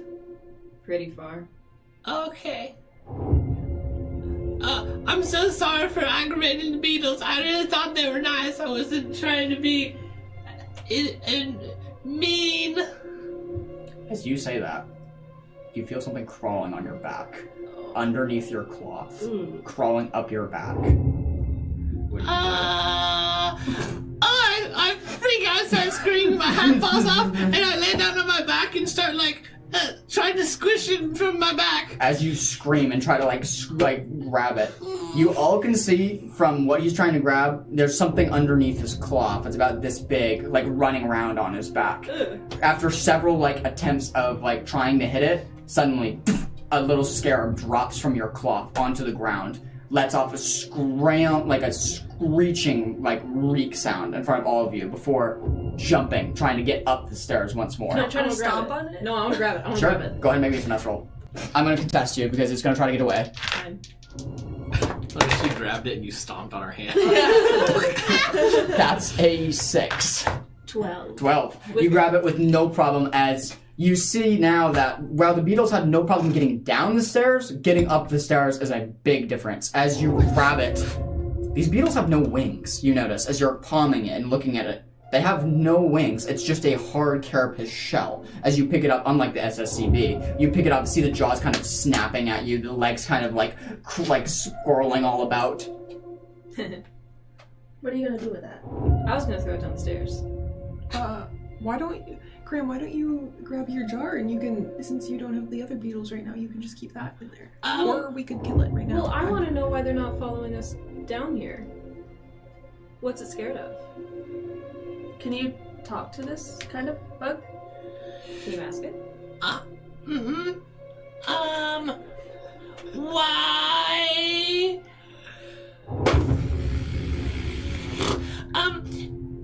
Why would you go down the stairs? Go ahead, maybe an animal talk roll. Come on. We need an answer. I'll just respond with a word or Yes, two. yes. Yes, success. That's a success. You all hear a screeching become from the beetle. However, the screeching sounds like it's darting all over the place in tone. Similar to it trying to communicate, it sounds like. Explosion. It's the fire. Oh, okay. Big fire. Oh, okay. He's saying that there's an explosion on downstairs, and it has a big fire, Books. and Lots of it books. has an explosion with books. Books exploding books. Now put me down. He doesn't like that you're holding him. Well, don't let him go. Put me down. Why are you being so mean? I don't like to be held. No, it was not holding you. Oh, it's probably not you. It's your friend. You all look the same. No offense. You're hungry. I'm hungry. Starving. I'm going to give him a cranberry. No. Do you want a cranberry? As you give him the cranberry, his jaws try to latch down as you're pulling him back. What? He was hungry. Don't you know about not feeding pests? They'll come back. Well, what if they're your friends? Then they're not pests. I look over Like at bad the, neighbors. I look over at the bug that's snapping its jaws, and I'm like, friend. He's hungry. I don't think that this is a good idea, Graham. We don't have enough food for all of them. They can't all be our friends. Okay. You said he said that there's books. He said Exploding books? explosion, books, big fire, and books. These are words that I both love and hate all mixed together in one, and I like I'm explosions, too. confused. Okay. Could it be a trap? Of course it's a trap. Yeah. Can you put me down now? He wants you to put him down. I'm sure. Oh. I'm sorry, Mr. Beetle, sir. We need you to guide us down the stairs. A string of cuss words you didn't think are possible for a beetle to speak emanate from this beetle's mouth. Oh, so he said... Never mind, I can't repeat what he's saying now. He's very angry.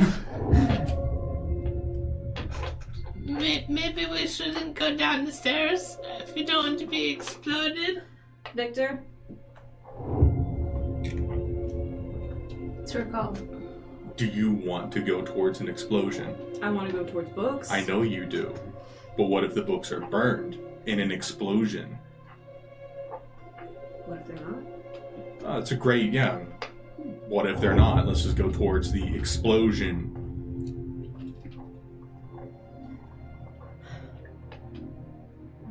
Throw the beetle You throw the beetle downstairs or upstairs? upstairs. Upstairs. Uh, Bye! I'm gonna spend a fear. It's 14. As you throw it upstairs, it immediately tries to climb up the walls, moving as fast as it can back upstairs. I would like to try to hit it. Let me see if I have a crossbow. with my crossbow. Okay, I am going to give you disadvantage on that, being that she's thrown it and it's crawling up a wall, moving quickly away from you. So, you can definitely try, but you have a disadvantage on the attack. Okay. Regular crossbow or hand crossbow? Hand crossbow. Cool. I think that's just a 13. 13. Yeah.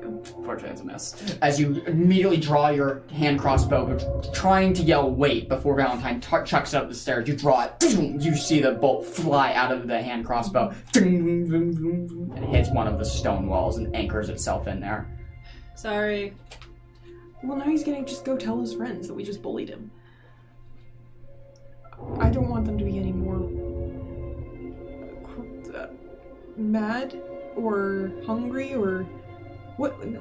What did he say that he and his friends were trying to do? The most recent thing that he said?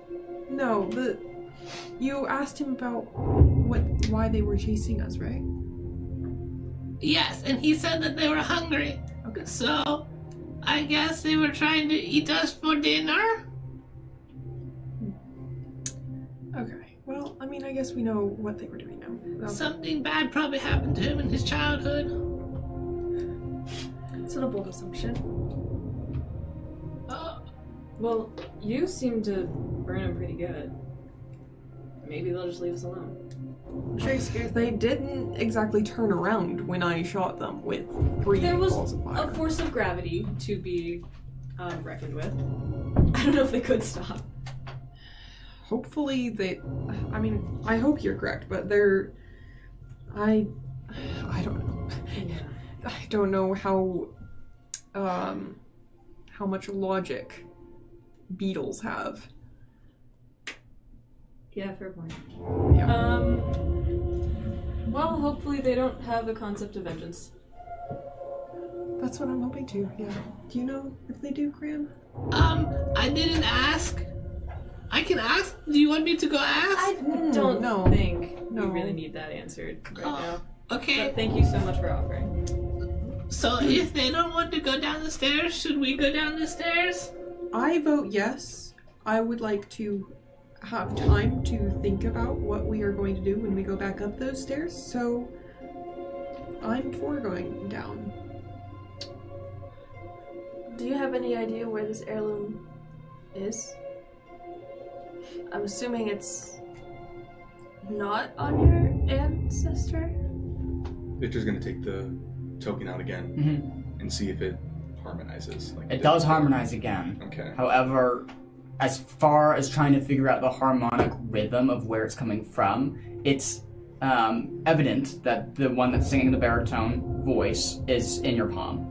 However, the one that's on that higher melody, it sounds like it's all around you. You know it's loud, you know it's in the structure, but as far as pulling a direction, it's just too difficult.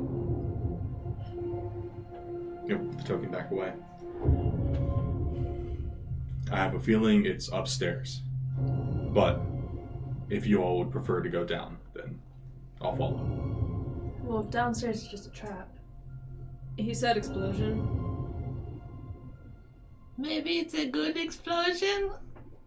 Like a birthday candle? I'm sorry, I think I spoke out of turn. No, it's good for you to speak up, Graham. I Okay. just don't think that a good explosion, like a birthday candle, is going to exist in a ancient evil pyramid like this. That makes sense. Okay, I will be quiet for a little while, and I will just follow you. Okay. Okay. Okay, I'm going to stand behind Beckett. What direction is Beckett and Graham going towards? Down or up? I'm waiting for a moment to see what everyone else thinks about direction. Sounds like we have a vote on our hands. It's Victor's job. We're here to help him. So you prefer to go up? Yeah, technically. I prefer to stick together above everything else. So if you're all going up, then we will follow. Up it is. Up we go. As you move back upwards, back on the downstairs staircase, you're just beginning to ascend once more. You make it to the closed rune gate. A minute and 30 seconds goes by before making it back to the closed rune gate.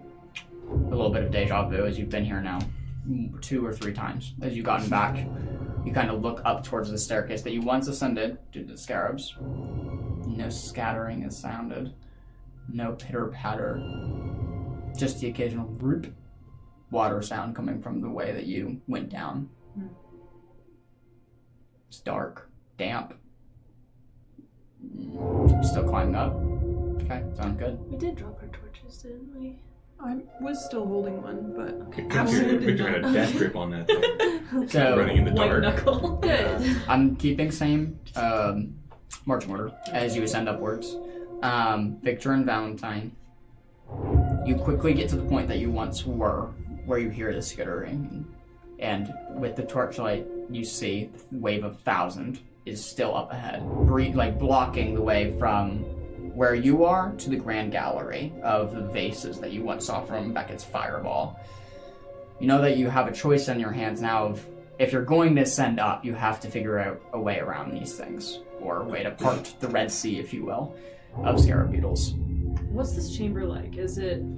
It's about the same distance that I gave earlier of, it's about the size of this table as far as width, and then height. You notice that as you ascend, it's getting carved out and bigger. So it's getting loftier as you ascend. As you get closer and closer to the grand gallery, it's now at this point it's like 7 or 8 feet tall, and as you saw the fireball, it gets taller.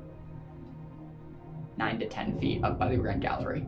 It's not shoulder to shoulder here. You can fit 2 people right next to each other, if they're shoulder to shoulder. I have an idea. I don't know if it's gonna work, but we should probably just be prepared to run back down if it doesn't, because I don't know how the beetles will react, but I could summon a magic hand up ahead with it, and I can have it bring my torch and see if they would part for the flames. They didn't seem to like that very much earlier. So we would just need to be prepared to run the opposite direction once again. Seems like a fair idea to me. Okay. In that case, I'll summon Magic Hand. You got it. That's not a roll, right? Nope. As you summon it, you see this huge, bioluminescent blue hand just appear out of air and space as it just reaches out and is waiting for your command. I put the torch in it So and it just it closes the hand. send it over And towards give it a smack, and it starts drifting kind of up the staircase, ascending. You can see it's slowly starting to move. The scarabs are beginning to move with it. It's seemingly working. As it begins moving closer and closer up the stairs, you can see they are following the torchlight and moving with it. They are now up in the grand gallery, as you can see, probably 60 feet in front of you. You see a little bit more now that this is now a full torch and not just a fireball. You see rows of vases. Above these vases hang oil paintings of, looks like, very important people. You're guessing by how they're laid out that this is like a tomb for them. Probably not for the pharaohs, but probably for some of the high-ranking officials that were once them. The vases being the remains, the ashes, as they are piled next to each painting. You can see now the scarab beetles are just swarming in this area, all over the vases, all over the paintings. You've moved them up, but that's about... You want to keep moving them up, or...? Alright, well, that seems to be working in a way. I had hoped that it would scare them away rather than draw them to it, but what are your thoughts? How should we proceed? I'm gonna walk over to Cram and be like, how many more cranberries do you have? I have 6. Could we possibly break them into pieces, and if any come too close, toss them out? You did say they were hungry, correct? Yeah, I don't have... It's very difficult to break 6 into 1,000 pieces. Would you like me? Do you have any more bread that we could use? Crumbs? Yeah, well, we can use that too. Oh, wait, can I trade you for the crumbs? Sure. Okay, here you go. I'm gonna dump the crumbs into your hand. Take the Very good cranberries. crumbs. Sure. You now have a bunch of like crumbs. I guess I What do should you- probably use them for the beetles, right? Yeah, you can save them for that. If the beetles don't eat them, then maybe you can later. Okay, I'm ready. You're about 60 feet from the Grand Gallery, so you continuing all to ascend up that way? Okay. We'll say you're about 20 feet now. As the torchlight has stopped in the magical hand that's just looming over the Grand Gallery, you can see the massive oil paintings and the vases, some of which are shattered, some of which are not, all with oriental design. This huge beetle wave is like 20 feet in front of you. As we're moving forward, I'd like to continue moving the hand. Sure, absolutely. As you continue moving it forward, we'll say probably another 30 or 40 feet, it dead ends. The wall stops as you see a huge wall with a door. As you bring the torch up to the wall, they're all now just all over this wall and door as they're just climbing, trying to like grab this torchlight. You guess that this doorway is probably to enter the heart of the pyramid. The Grand Gallery is now free to enter. Are you all moving into the Grand Gallery? You move into the Grand Gallery, Scarab Beetle free, as you see the enormous oil paintings hanging on the wall. You see some people in majestical clothing, and all of them look royal and very, very expensive. Also to note, treasure. As the gold gleams into your eyes, you see a bunch of treasure laid out by these faces. You can see coins, necklaces, rings, silks, cloth. Any possible treasure that you can think of is here. Some even weapons, as there looks to be a great sword kind of laying in a broken vase. It's very, very alluring. Not taking anything, but just out of curiosity, could I roll a knowledge check to see what I can sort of learn from what's around here? Yeah, go ahead. Go for it.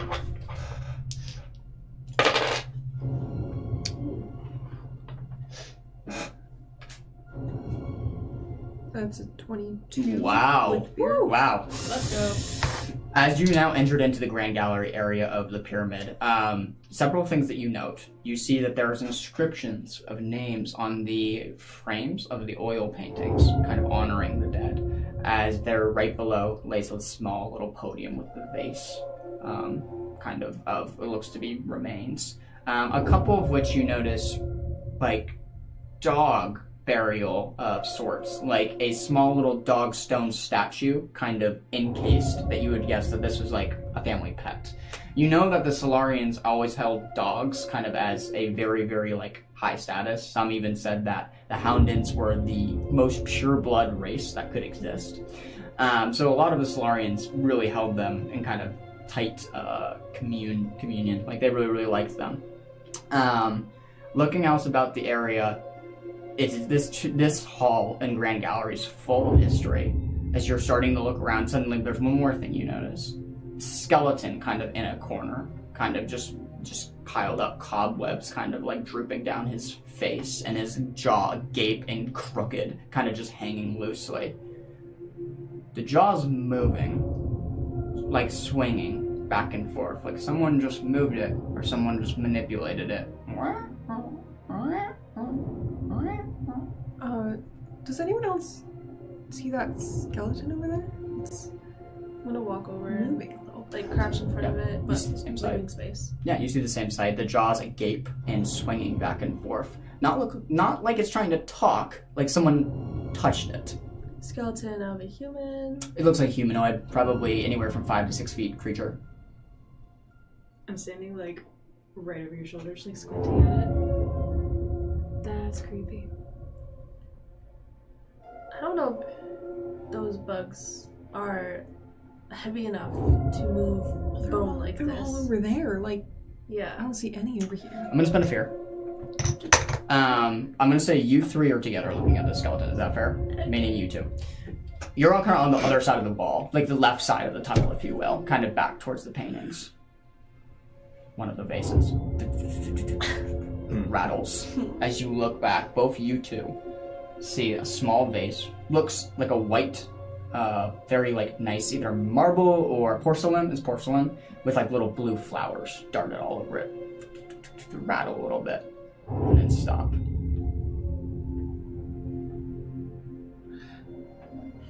Should I give it a crumb? Give what a crumb? The very pretty vase is moving by itself. Do you Step see away. this? Yeah. Step away. You don't touch it.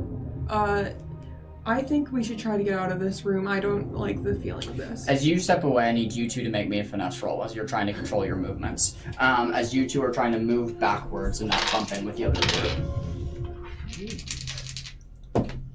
Rally die. Yeah, you do already have used this. it. Oh. I have a 6 with help. Okay, well, mine's a little better. That is a 12 with fear. 12 with fear. As you are moving back, Cram, you're eyeing the vase and trying to talk to them at the same time. You're just a little bit too clumsy. As you hit Victor, which in turn activates this domino effect that Victor, you kind of hit one of them. You bumping the wall, kind of shoving the chamber as you feel it shake. You watch the porcelain vase and break and shatter. As you hear this shatter, like echo, you all immediately hear this screech of a loud, like banshee-like creature leave the base. As you all draw your weapons, the voice disappears. As you can see this like nasty little like mist coming off of the shattered vase. You're all like sitting right next to each other, waiting. Nobody touch anything else. Let's get out of here. How are we gonna get? I'm gonna move the magic hand, try to lure the beetles to another wall, still away from us, but also away from the door. Sure. As you move the magic hand, like paint this picture for me. I'm trying to figure out where you're pointing the. Like, I'm assuming we're in one corner of the room. Yes, you're up against the back of the wall of the grand gallery on the right side. Yeah. Mm-hmm. So, if that's here, Right. the torch is up here. I'm Right. gonna move it like over to this wall, Yep, on the left side. so that the door is still there and we can get over there without those beetles. Sure. As you move the mage hand over and a little bit back towards you, the scarab beat swarms follows the light, and now the door is partially unobstructed. There's a lot of scarab beetles still near it, as it's kind of covering like up by the corner. You can continue to move the torchlight back, but that means the scarab beetle swarm will be nearly on top of you guys on the left-hand side of the wall, meaning like me to you away. You just have to be really quiet. I'm going to switch out. I'm going to put my sword back in the sheath, and similar to what you guys have seen with the shield, is touch the emblem where my cape is, and then pull out my shield and kind of like block the wall. As you touch and kind of like get ready in a kind of fighting stance, as you move your feet, ding, ding, ding, ding, ding, ding, a coin like trickles down the stairs. You can hear ding, ding, ding, ding, ding. As you all stand there, just getting ready to do something. You're not sure what, if to go up or down. After hearing this shrieking creature and how to maneuver from here, you all stand kind of backs to the wall. You know you need to come up with a plan, and probably come up with a plan fast. I'm going to activate countdown here, spending a fear, and that's where we're going to take a break. And we'll see you all in 15 minutes. We're going to activate the break screen and let these guys decompress for a little bit. And then we'll see you guys in a minute. Alright, see you guys. And we are on...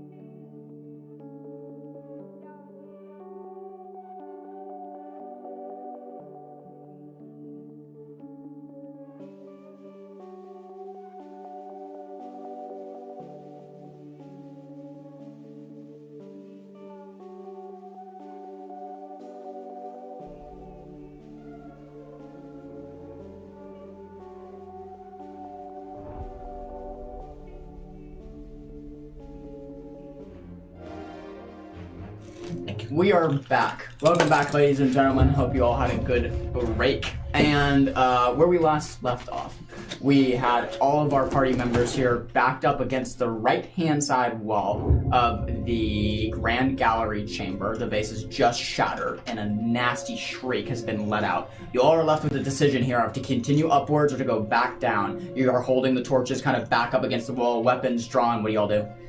I'm going to reach into my component pouch and I'm gonna flip open the lid of one of my containers, take a couple spider legs and squash them through my hand, and I'm gonna start climbing backwards up this wall. I love it. With wall walk activated, you're starting to just kind of shimmy back up against the wall. You watch Valentine just kind of go backward and like almost like reverse kind of crab walk up the wall. I can try to move the hand up and try to like lead them back down Sure. the corridor behind us. Sure. As you take the hand and start maneuvering it on that left-hand wall, you see the scarab beetle wave kind of just just reflecting off the light with the hard carapaces as they get closer and closer and closer to you. Go ahead and make me a finesse roll here as you have to get it off the left. I don't think you have Mage Hand. Oh, that's right. Did you use your rally die? Did it help? I used it before. Okay. That's a 5 with fear. Oh no. As you take the mage hand and maneuver it over to the left, poof, the mage hand disappears. Dum, dum, dum, the torch drops onto the ground. The torch gains speed as it's hitting every step. You have a count. The countdown has been activated. The scarab beetle swarm is moving all towards you at rapid pace. You're the only one who's formidably safe by this as you're climbing up the wall. All you four are still on the staircase. What do you do? Don't worry, it's okay. It's okay. You can go on the ceiling with Valentine. And I'm going to take my finger, run it around the rim, the mossy rim of my hat, and have a jade, like mist and moss stuck on my fingers, and lean down and rim the bottoms of her shoes, and you see a dense, thick, grayish moss grow on the bottom of her shoes, and I... Go ahead, go off the wall. I'm gonna like reach out. Alright, I'll try to grab your arm. On the right-hand side wall, you reach up and grab, and your wall walk has been activated from Cram. As you both are ascending up, it's now just Cram, Victor, and Ivy. You see this huge wave of beetles coming towards you, thousands of them. You hear, "Food, food," as they're all running towards you. I have my tower shield. I'm going to scoop up Cram, like, now, throw the crumbs.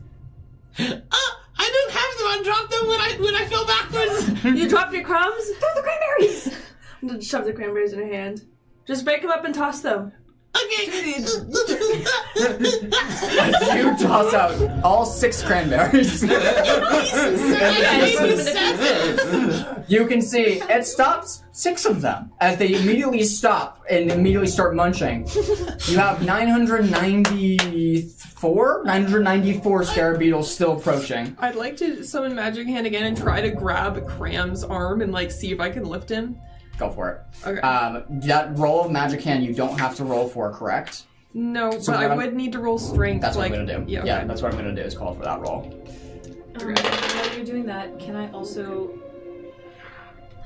Okay, I'm gonna take a little bit of lacing powder and I'm gonna go... And I'm gonna cast Minor Illusion. Okay. So let me roll for that. Mm-hmm. Got a 21 with fear. 21 with fear. With ease, I'm going to take that fear. You're able to scoop Cram up as the huge blue mystical hand picks you up and starts ascending you up into the lofted area of the Grand Gallery. You see the wave of scarab beetles just below you as you're just peeking over the... Oh, whoa! As you're just seeing all of them just like scatter down the tunnel. Okay, so that was a success. Okay. That was with fear. Mm-hmm. And I want... It's in anything within close range. Yep. I'm going to make it just look like a feast in the Ooh. previous chamber. A feast is in just normal food, right? Normal cooked food? Sounds great. And it's being placed further down the Grand Gallery, like where you're not? Where we're not. Got it. So going down the staircase as you guys are going up, correct? Yeah. Got it. Okay. As you summon this, you see just this huge feast just pop into existence before you. Roasted turkey, huge watermelons, gushing fruit, just the works as this huge spread is just laid out. With the combination of the mage hand lifting Cram up, you kind of see that they shift their gaze and are running towards it. You've diverted the packs. It seems like half of them are moving towards the feast, the other half are still with the light of the torch that is rolling down towards you still. So they've kind of split up. One is moving down faster and one is kind of sticking around the torch. If all of you are on the wall, you might be able to get past them. Who's not on the wall? Victor and Beckett. Oh, I'm on the Beckett's wall. I'm sorry, wall. you're on the wall with Wall Walk. Yes, my apologies. It's just you. Victor and No. And Ivy. Yeah. Victor and Ivy. I'm so weak. Do you want me to try to hold you? No, I'm heavy.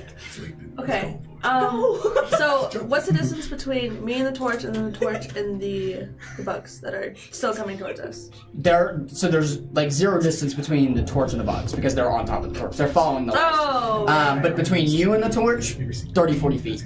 Okay. Yeah. Don't mind us. Continue. 25 feet. Yeah. So I have a shield and that's it. 20 feet. Alright, Victor is 15 feet. Victor's jumping. He can jump 30 feet. He's going to missile himself upward. I love it. Go ahead and make me an agility roll. Go ahead and make me an agility roll. What are you doing? 10 feet. She's like lifting me up. I'm gonna use my shield to shove it into the cracks. Strength of the roll, wall. please. Okay, make me a And strength to roll. like help hold me up, so Okay. it's not just. Sounds good.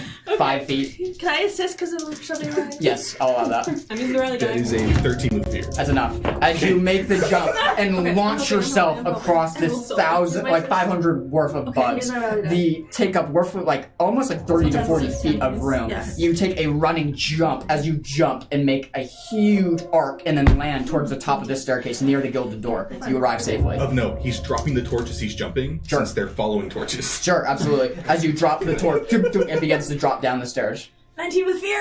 As you grab up, it is enough. As you pull her up onto the wall, and like a tsunami wave of scarab beetles, they all fall down the staircase, just immediately following the food that you summoned and the torchlights, as the two of them are dropping down the stairs now, both the one you dropped and the one you dropped earlier. They're dropping down the stairs. You can hear the skitter scattering as they're all moving down, until eventually, nothing. They have all dissipated, from earshot at least. You've survived the scarab beetle swarm. You all stand on the wall. You've made your ascent now up to the door of the royal family chamber. You see in front of you 2 huge oval oak doors, gilded kind of on the rim and with gold intricacies. Right away, most notably, a huge lock that hangs on the door. You can see it kind of pulsates with the same energy that the runes did. Bright blue, not bright, a dim blue light pulsates from it, kind of moving in and out. The same color that the runes had. As you approach it, it locks the 2 oval wooden doors together. What do you all do? Get my knife. As you take your knife, you're gonna go try to pick it? No. I don't think this is fair. It's the same as the runes in the front. But what if your blood locks into these runes? What do you mean? I mean, what if it picks out your DNA and I don't know. Apparently there's a spirit in here, which is nowhere that we know. I guess then Beckett's screwed. Yeah, well, if it already has my blood, then why don't I just do it again?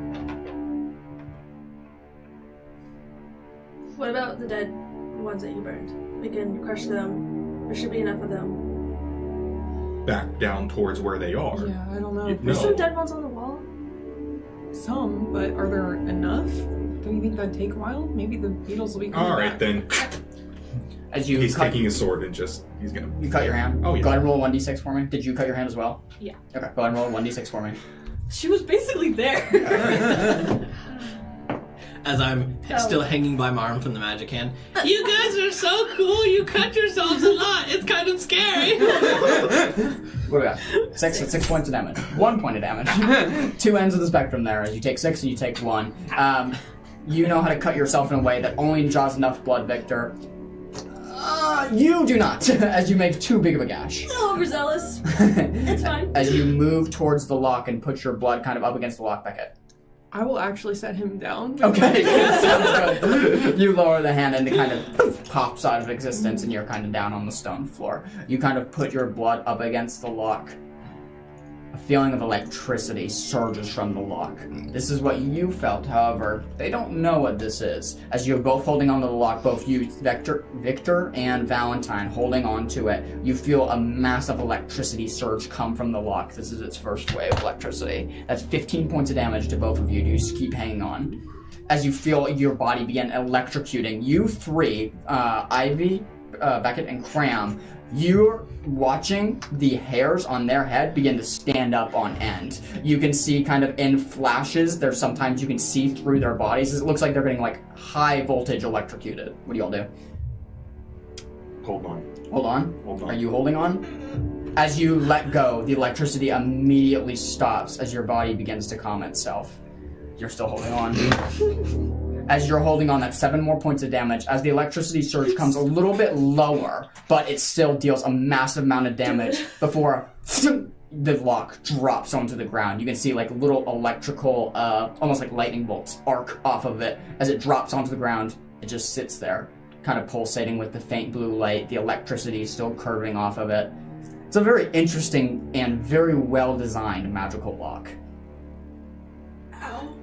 Are you okay? Yeah, here, let me help you. I'll use mending touch Sure. on her hand, yeah. How many skill points does that I think recover? that's always only 1. Okay. Yeah, so I just... I'm going to go up to Victor. And, Please do. is your hair like all still standing up? Oh yeah, I mean he's very long hair, so it's standing straight on edge, and his beard is just fluffed out as well. Wow. It looks insane. I'm feeling your fat fluffy beard. At this point, like even the cut on his hand has been just cauterized by the electricity that ran through. You don't look very good. He's immediately collapsing down to his knees. Oh, okay. I can't catch you, but I'll, I guess, hold your arm while you fall down very fast. And then I'm going to use regeneration and to heal you from your electric wounds and your cauterized hand. Was that 1 hit point? Yeah, it was only 1. I'm not 1 hit aloe point to anymore. you. I miss Aloe, don't you? 1 hit point to you. And then how much HP do you two? 1d4 for him. Okay, go for it. Never mind. 1, okay. You do have healing potions if you started the game with them, remember. I don't know how many people did, I but... do. I can I use might. mending touch. I can use mending touch again if you'd like instead. It's okay. Just take it out.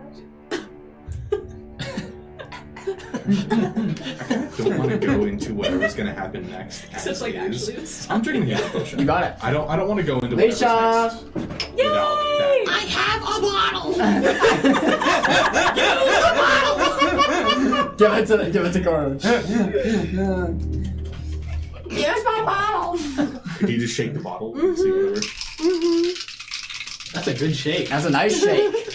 For reference, I made those jars. What's so he got? Forget It's a about 1.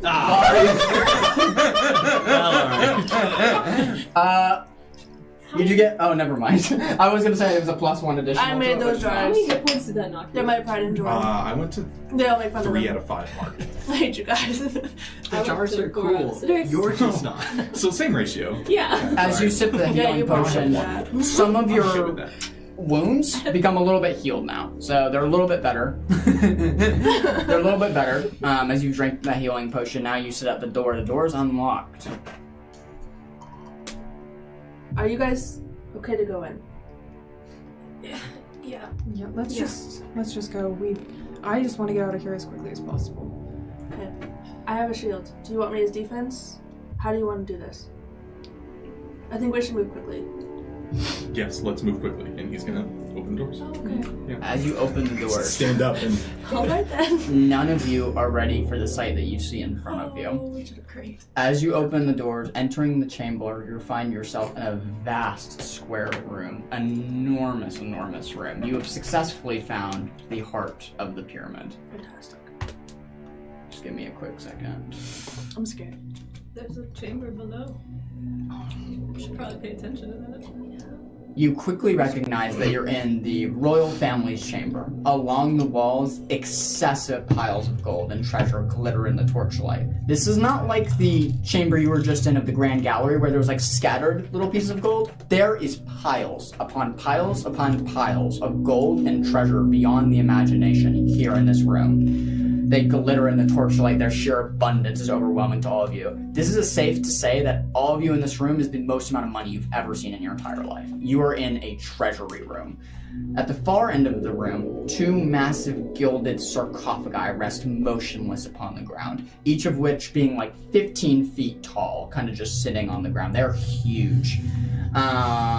Their ornate surfaces catching every glint of light. In the back corners, two towering stone statues, each rising about 20 feet tall. They stand like eternal sentinels watching over the treasure. Their silent, looming presence hangs heavy in the air as though they are forever watching the coffins and the treasure that they guard. You notice that the statues resemble dog-like figures, similar to the ones that you saw kind of along the Grand Gallery, except these are much bigger. They are made of stone and hold rods in their hands, eyeing the entire floor in front of them. Battle map's going on screen for you guys. oh, battle map. Great. Yeah. Battle map. Wonderful. Back to I'm doing great. Why didn't you call it just a regular Yeah, map? why is it not just a map? Just a picture. So- friendly map. As you guys can see, you're right in this door. The one thing that I failed to mention, there's a door behind the sarcophagi, rightfully 5 to 10 feet. It's right here. Bing. Oh, Yes, sorry. Are the sarcophagi or the stone sentinels Mhm. magical? Very. As you step into this room, Victor, the humming, overwhelmingly loud. You have found the room. It must lie here. However, looking at the piles of treasure in front of you, you're looking at a needle in a haystack situation. As you're looking at the just enormous piles of treasure of goblets, gold, necklaces, fine silks. Yeah. This is going to be a needle in a haystack, trying to figure out where it might be. The noise sounds like it's coming from every single pile, all of them bouncing into your ears at one time. You all finally hear the first slightest hum through the air. Very, very light, not nearly the volume that he's hearing it at, but a nice coming all from this room, sounding like a sensor beeping over and over and over again, beckoning to each and every one of you to try to find where it's coming from. What do you all do? Can I see the token? he'll take it out and hold it out, but he's very much not handing it to you. She's not trying to say that. Okay. I want to see if I can get a sense of that specific kind of magic, and then try and match it from wherever else in the room. I respect your time. Go ahead and let's see what the dice have to say about it. Go ahead and roll me an instinct check with a disadvantage. She ain't nothing but a hound dog. Can I use an experience with this for my one based on my magic usage? Because this Yeah, is what's your experience again? Remind me. Bloodborne. It's just I will allow that. I will allow that. Like the video game. Okay.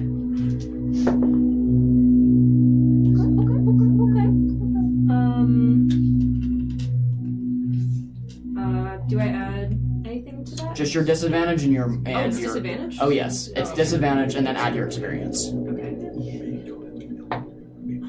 20. 20. Wow, that's very, very good. Even with disadvantage still applied.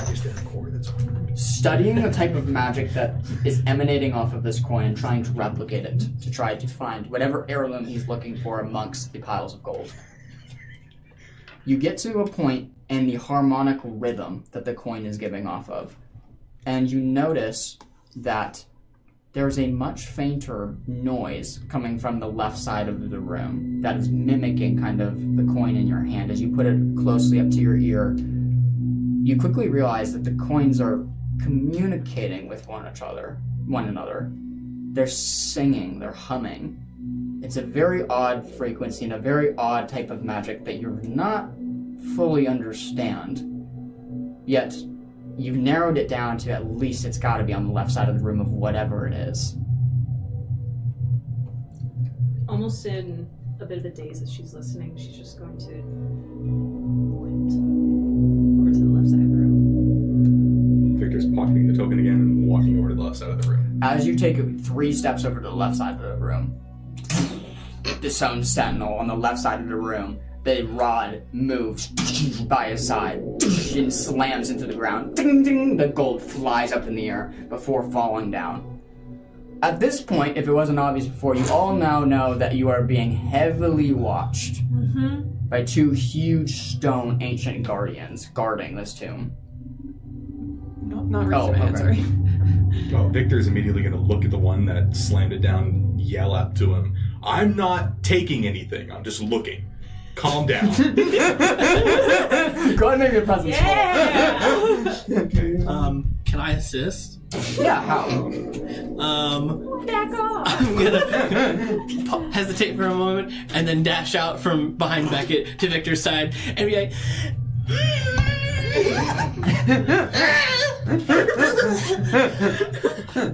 As you kind of say that, 2 things. Can I use an experience? yeah, I would allow that. Okay.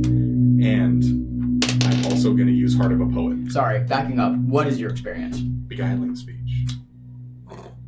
I'm gonna actually say no. Okay. These are non-living beings. So Okay, I'm that gonna, works. I'm gonna say no on that. What was your second one? Heart of a Poet. Yes, you can do that. Okay. Yep. Yep. What stone are they made out of? That's a great question. Okay. A very fine polished sandstone. That's Very, fine. very fine Need to polished roll sandstone. So D4 think like Minecraft. So It's the only thing I could describe it as. But like it's like a very smooth Yeah, sand colored texture. We should make our battle maps in Minecraft. There we go. Please. There we go. Guys, hop on the server. Hop on the server, guys. We need a sponsorship from Minecraft. Sponsor us, please. Please. I'll put Enderman in battle map. What you got? Oh, bless. Yeah. Alright, I'll say 21 with hope. Wow. Adding his assistance as well. The statue remains motionless. Maybe we need to leave the statues alone. I think they're gonna do what they want as long, like, if we start touching stuff. So just Their goal is to protect the coffins here.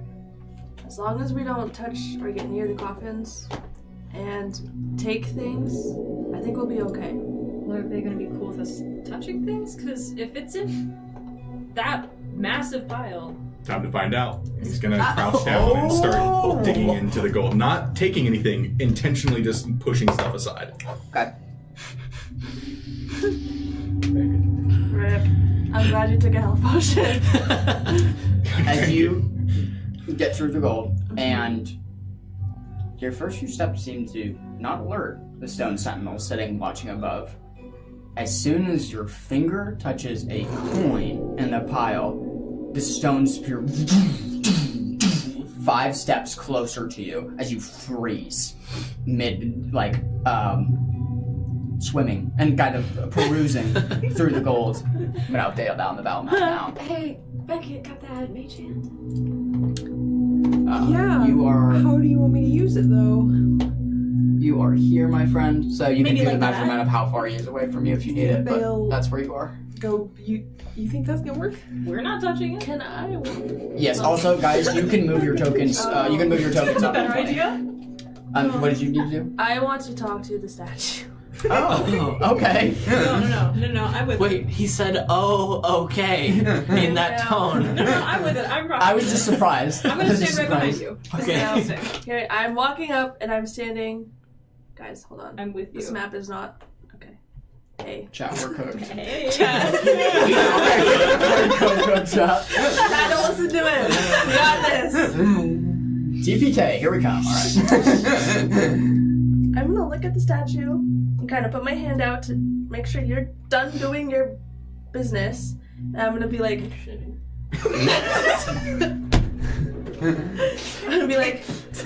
we're not here to take anything but his heirloom. And we have no intentions of taking things that are not ours. I'm looking at the square in the face. Presence roll, please. Can I assist? No, actually, I use my really Sure. I'm using a presence. I mean, hello. I'm using an experience. That's good. That's good. That's a great start. Are you also using dice for this roll? I am. Very I cool, am. very cool. Oh, I am.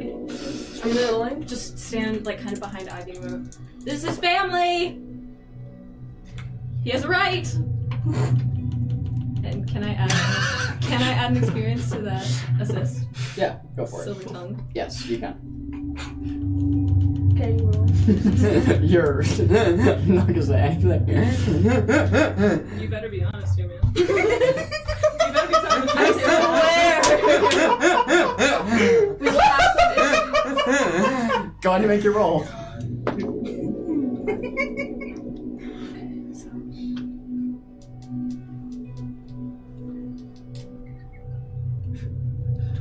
23 is really, really good. As you stand there beckoning at the left and right statues standing in the corners of the room, you kind of both yell out to them. When suddenly, the stone statue's mouth doesn't move, doesn't speak. You hear its voice all around you, pulsating through its head. It's invaded both of your minds to try to speak to you, as both of you drop to the ground with psychic damage incoming from this message.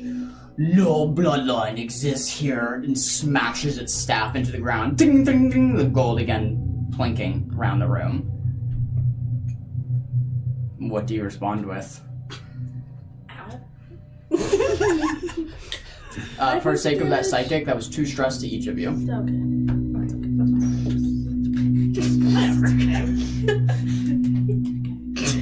Oh, sorry, just to be clear, you're the only 2 who can hear that message. Yeah.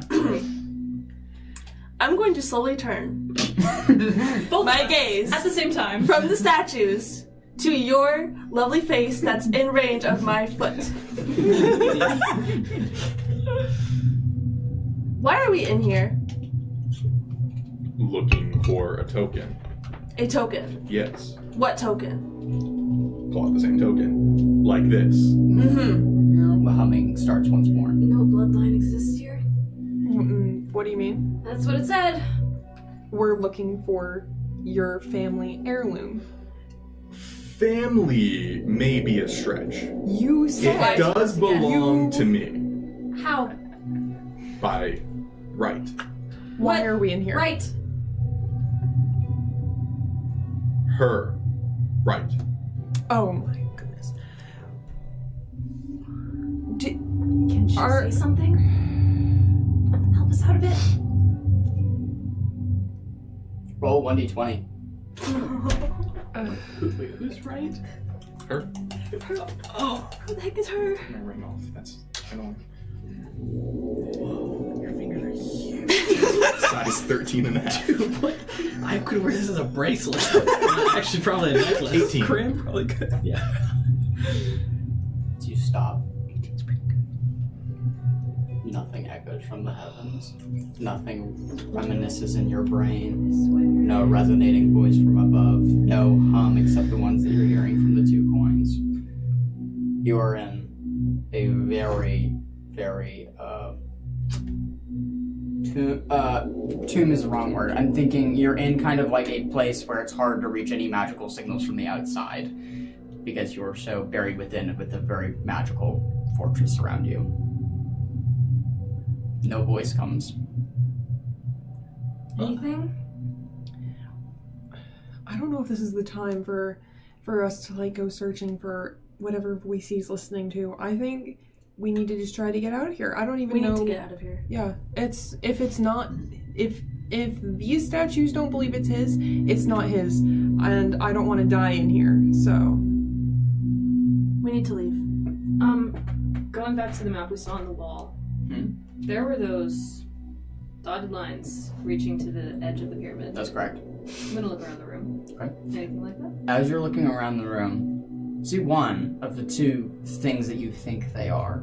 You speculated that they are air vents, being that even though this is a place of the dead, people still had to bury the dead here, meaning there was living moving through here at one point in time. Looking up into the top left-hand corner of this room, so directly behind the statue on the left right now on the battle map, which if someone would ping for that for me, that would be perfect, as I have my mouse at a different screen. Right above that, probably where the wall meets the ceiling of this room, which is about 80 feet above the wall. So it's like the wall's like 80 feet. The ceiling's right where that gap meets. Looks to be a small square vent that's just black. Vent being, it's just an open, not even a grate, it's just an open hole that looks like could fit you. However, this is a crawl space. It's a very, very small little thing moving back. As far as other points of entries and exits out of here, you have the door that you just came in behind you, and you have the door right behind the sarcophagi. When you say small air vent hole, crawl space, would that be like comfortable crawl space for me? That's true. Cramped crawl space for him? That's true, yeah. So you definitely could do it. It'd be cramped crawl space for you, yeah. Oh, yeah. So there was also on that map an opening that went down. Can we see any sort of opening like Go ahead and make me that? an instinct check. I still have to respond. It's an 18 with hope. 18 with hope. Looking, knowing the map, and looking around, seeing if you can figure it out. Should be nice. You see a gap in the floor. It's about a rectangular gap that runs along where the sarcophagi are placed. I'll draw a map on, or I'll draw it for you on Roll20 right now. So, rectangle. This is where the lines are, right there. Okay.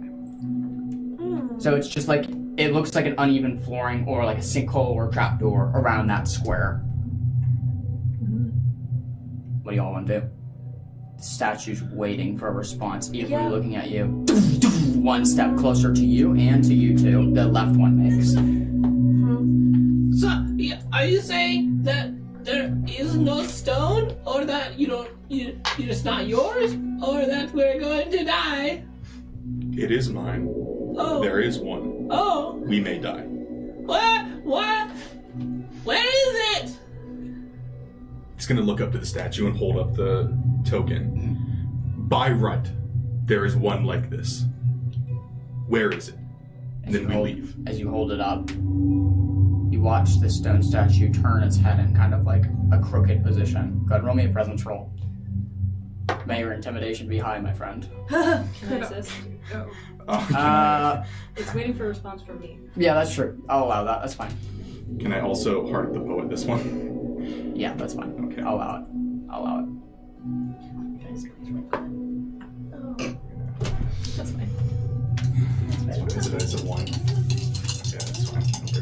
That Can you use experience? No, okay, that die's already been cast. I gave you guys like 2 or 3. I'm rolling with it. It landed, not cocked. It was a 3. Okay. This is such a great roll, guys. Okay. You still have Sadie's advantage though. Like what? 16 with hope. 16 with hope? 16 with hope.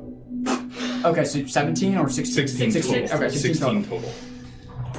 Oh, okay. As you say that, the statue remains motionless, just waiting for you to move or to speak. As it listens, you can see its just hand is on its spear still, just remaining motionless. These magical statues seem to just be guardians of this place. You don't know if they are entirely like competent as to like what's going on, but they are sentient beings, as you two have figured out.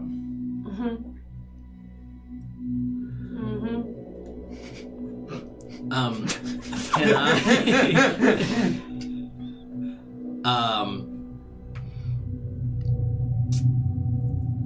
I'm going to like very cautiously take slow steps forward, not on the gold, but skirting around the edge and looking over the top of the left side for a coin that is the same as the one that he's shown. Move where you would like to move on the battle map for me, and then go ahead and roll me an instinct check as you're kind of looking among these mounds of gold, trying to look and be very wary of where you're stepping. Not trying to touch anything, not trying to be, you're just trying to respect this area, yeah. While he's doing that, I'm going to dig and pull out the bag of gold that I have, just like the handful. Yep. And I'm going to be like, okay, we'll do a trade. Handful of gold for that one coin that he's looking for. Holding it up to the statue to see that it's real gold. As you're holding it up, I'm also going to be using my magical ping and try and get a closer idea. Are you going with crime? Sure. Okay, sounds good. As you two are going, what is your instinct roll? I'm coming right back to you, Alicia.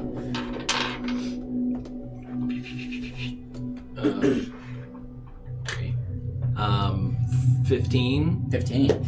Looking among the gold piles, trying to spot like the small bone-colored coin that you've seen him palm so many times. Among the gold piles, you don't see anything that looks this color. Meaning, if it is on the left side, it's buried. It's somewhere in the mounds of these gold piles. As you reach up your offering kind of to the two stone statues, they remain motionless once more, just kind of just waiting. Gonna add it to the pile. That's Ding, my ding, ding, ding. The handful of gold, all 10 pieces, drop into the treasury room. The statues remain motionless still. Do you hope that did something? Yeah, I'm gonna pass on that. We'll pass on that because he tried to look and didn't see it, so it's most likely buried underneath.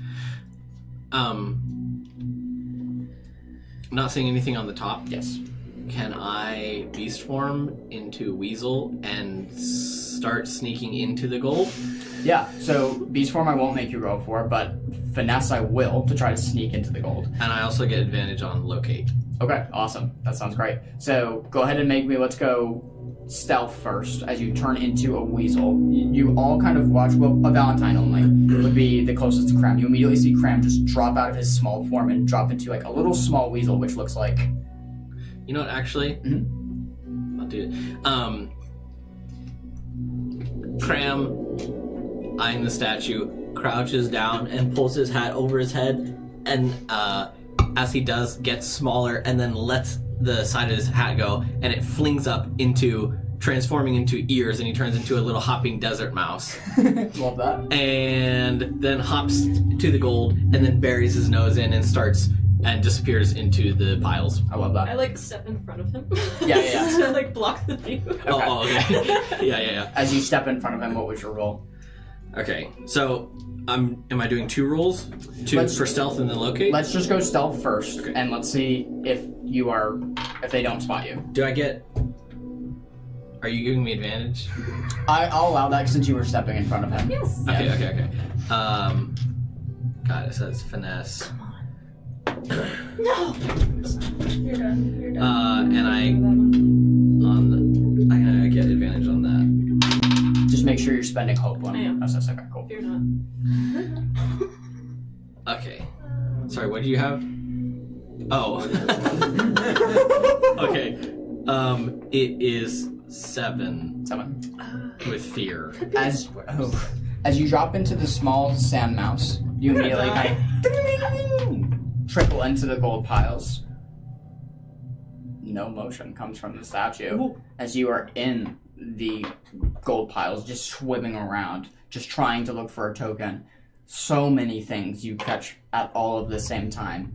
Huge, like beautifully diamond necklaces, huge goblets of just fluorescent gems, and just beautiful amounts of treasure surround you as you dig and trying to find it. Go ahead and make me that locate roll now. Okay. As you are looking, suddenly, the statues move forward, both of them this time, about 5 feet towards the group. So that's going to be... I was ready for the round. Let me get them. Perfect. Yeah. Oh, guys, Seraphis is here. Seraphis, do something. Teleported. Can you help, man? He teleported. Oh. That's supposed to be Victor's name. Yeah. Okay, I got 15 with fear. 15 with fear. Looking around, you quickly come upon a small bone-like token. Do you want to describe what this looks like to me, Victor? It will look very similar to the token that Victor has shown a few times, but instead of the image of sort of this like hunkered over, like hooded figure, it will look very similar to either a woman in mourning or a woman on her wedding day. It is the silhouette of a dress and the flowing veil carved into a bone token and kind of marked into it even further and with kind of blackened with fire to just make that image stand out even more. Okay.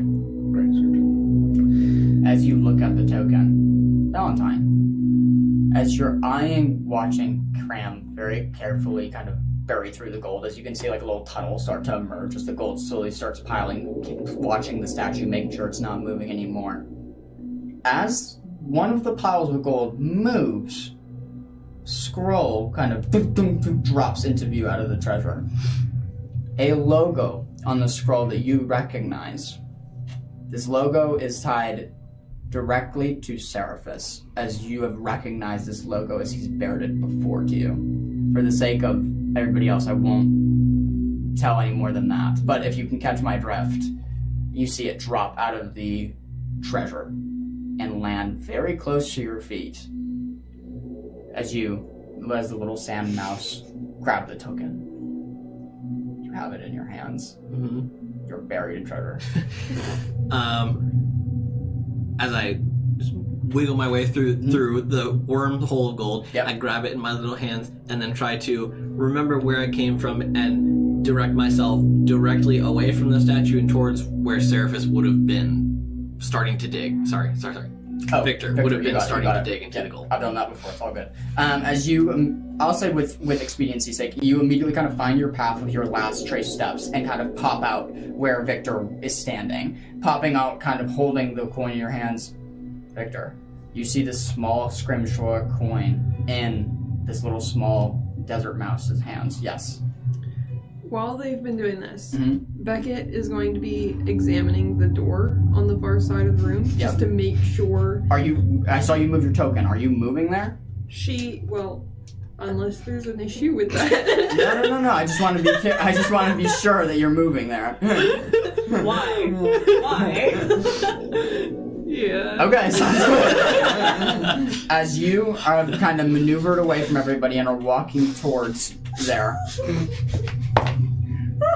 Does a 14 hit? Yes. As you directly stepped in where I've marked that you spotted, and directly stepped across that line, suddenly the floor falls up from underneath you. The sarcophagi immediately drop down to the ground. Beckett, you find yourself falling 5, 10, 15, 20 feet before hitting the ground. A mass amount of scattering you hear around you as you slam down into the ground. You open your eyes to see a pit full of hundreds of black scorpions, all of them crawling in this pit. As you just opened your eyes, you can hear the statues. They're gonna start making attacks at you guys.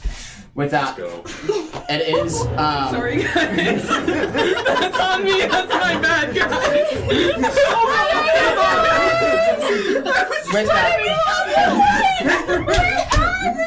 as you dropped, Let's go! As you dropped into the pit of scorpions, I'm gonna make my first move as the statues. You watch the one on the left immediately is gonna make attack at you, Valentine, being that you're the closest person. That's a natural 20 to start out the fight. I'm making a new character, guys. That's a natural 20 to start off the fight. Is that like good damage? I didn't exactly choose this. So I Oh, I touched it. got 13, which is doubled, is 26.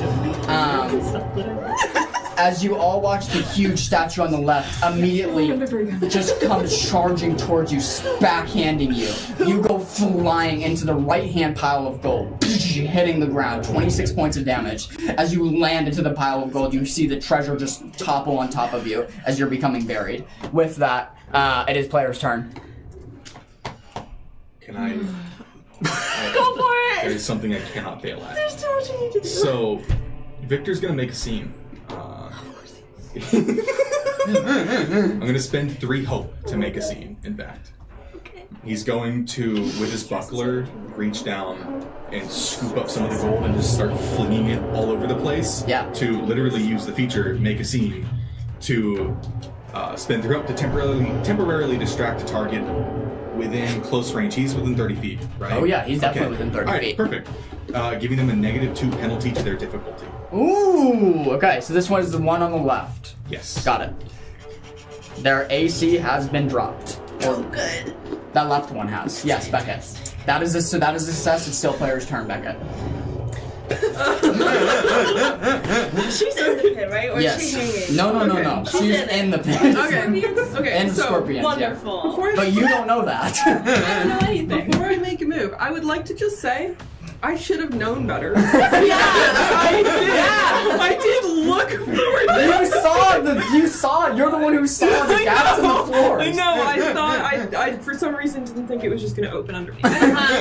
Anyway, okay. Oh, bless your heart. You probably do hear some rather embarrassing screaming coming from below, as Beckett immediately tries to shoot Wild Flame in a circle around her to just make a barrier between her and the insects. Go ahead and make me an attack roll. And on that, as you're darting around looking, what you don't see is while a couple of these were just normal black scorpions, a couple of them were also crimson-tailed scorpions. A name that might ring a bell for some Campaign 2 players. Yep.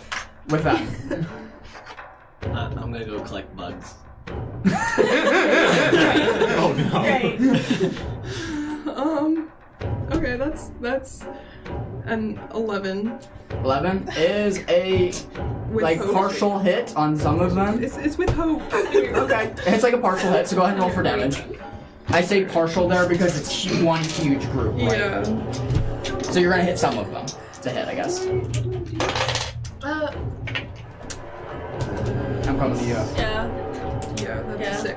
6. 6 points of damage as you shoot You're fire out. Don't- You all hear a yelp Yeah. as Beckett falls down as these trapdoors have swung down. I think it's more than The a yelp.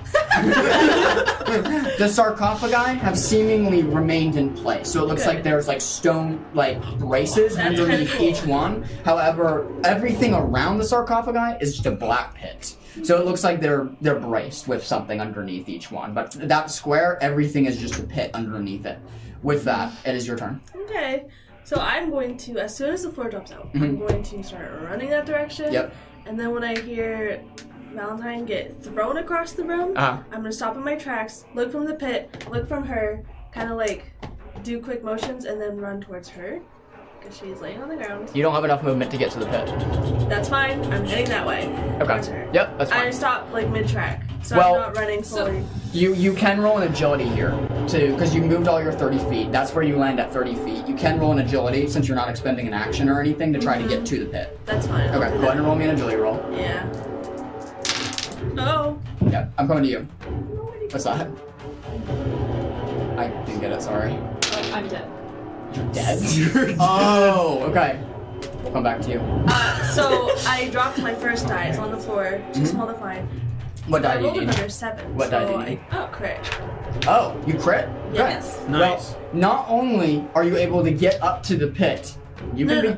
I went halfway to the pit, Yep. and then I saw her fly across the room. Yep. So I stopped in my tracks to go to her. So I didn't Valentine. fully- I thought you were going to her. I'm sorry. No, I Okay. was heading that direction, and then I stopped in my tracks when she went flying. I'm sorry. Okay, my mistake. You have more than enough movement to get to her. As you rush over to her, we then go to Can I you. save that? As you've dropped unconscious, you can see the treasure just... You see your Valentine just... kind of just her limbs are sticking out of this huge pile of gold. As you Yeah. bring your friend out of the treasure, she's unconscious. I need you to go ahead and make me a death move, please. Please be smart. Before the thing, like it started charging towards her to make its attack. You see her kind of like back up and grab her knife, and then she just gets pummeled to the side of the room. There's a sickening crack, and she does not get back up. I Love that. Miss Mayo. You bet you do. okay. What are we doing first? Well, I'll just take a scar. Okay, well, you get to roll for it, remember. Right. And we're only level 1. Okay. So what do I roll for this again? So you're going to take 1d12, 1d12. and it needs to be anything but a 1. And we can't give her advantage on this game. No. You'd think I'd know how to do this by now because Prosa did it like 8 times. It needs to be anything but a 1. Anything but a 1, you're safe. You're good. As you remain unconscious, you do not take a scar from this. You just drop into unconscious. Ivy, as you're holding her, it goes back to me. Okay. With that, as your friend is completely unconscious, this statue kind of moves and turns to you, Victor. And are you still small mouse? Okay. It turns toward you, Victor, as he doesn't see you. Oh. That's a natural 1. Going from natural 20 to natural 1. As the stone statue Victor's chilling. looks towards He's you. So chill. So He takes the stone spear in his You hand owe me. and throw it. It dodges. It goes way wide as you dodge right out of the Idiot. way, and ding! It hits the wall. He is now disarmed, meaning he doesn't have his weapon in hand. It is player's turn. I would maybe say as you dodge and bend down, you'd see sitting in front of you, looking up with big eyes, holding this massive coin for him, the exact coin you're looking for, in the hand of a mouse that you might have seen me turn into. You do indeed. I thought I said that you saw the coin. My apologies. He is immediately going to scoop up the mouse as he's dodging down, give him a little kiss on the head, and then take the coin, and then set the mouse back down. As you So you take got the coin, are you like changing out of beast form, or are you still in beast form? I can give you hope. Yeah. How much do you want? I need to give you. At 1 or 2. I'll give you both. I Alright, wasn't I'm exactly going to use my Hearthborn feature, I'm coming to you. Close Knit, to spend any number of hope, in this case 2. Yep. And I'm giving 2 hope to Cram. You can do that. Sounds great. That was your action as it's going to Beckett. Oh, sorry, did I miss you? Yes. Go ahead. I'm going to, as Agile Scout, spend hope to move far range without rolling. And I'm going to leap out of Victor's hands, and as I'm falling, you see it transform from a mouse into legs extending, and the body extends into a fox. And as I hit the ground, take off running, gallivanting across the gold, jumping past you, in between your legs, and then jumping over and falling down into the pit. I love that. As you watch this animal change happen between Kramen from a sand mouse to then a fox, and then just gone as he drops into the pit. You fall 20 feet before hitting the ground. You hear the same scurrying. As Beckett, you look over and see a small little orange fox make a yip noise as it hits the ground. As you look over, you can see this huge circle of scorpions that are just slowly encroaching, little by little. What do you do? Okay. So, Cram, it's very nice of you to come down here. Now we just need to get out of here as quickly as possible. Yep. Can I see any way out of the pit? The only way out is up. But there's no way up. To climb the walls. Well, to scale the walls. Okay. As you're saying that, I quickly extend up and transform back into normal Cram.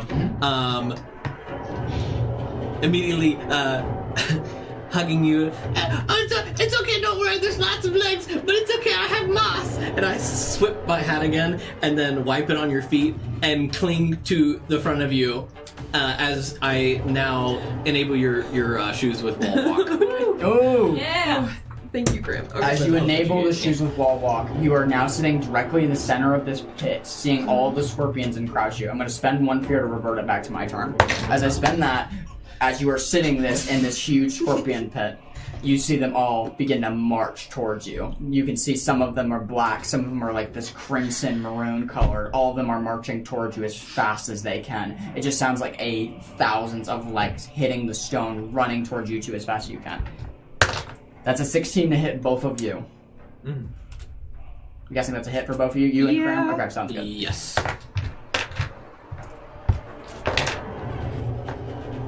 That's 12 points of damage. As both of you are quickly up to your knees, covered in scorpions, you can feel these stingers being shoved into. You feel claws and what feels like bites and stings.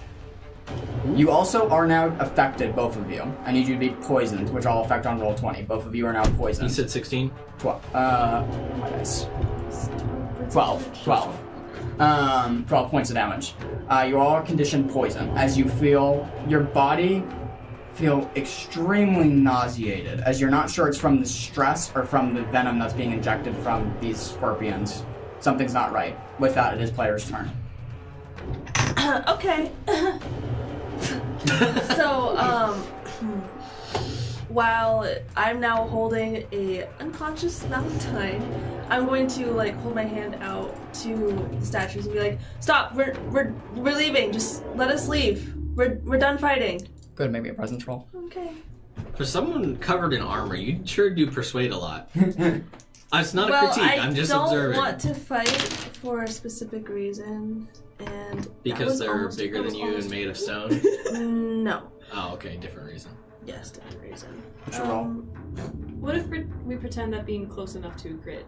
No. is a- I did No. crit my stand me, so that was a wasted crit. That was a wasted crit. That was a wasted crit. It's a dirty crit. What did you get?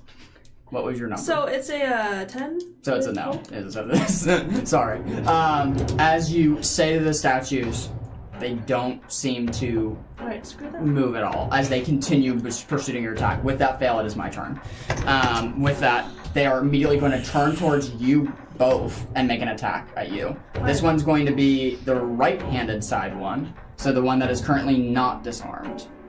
Of course. However, I don't know if he has enough movement to get to you. No, he doesn't because he's big and fat. I don't think he does. He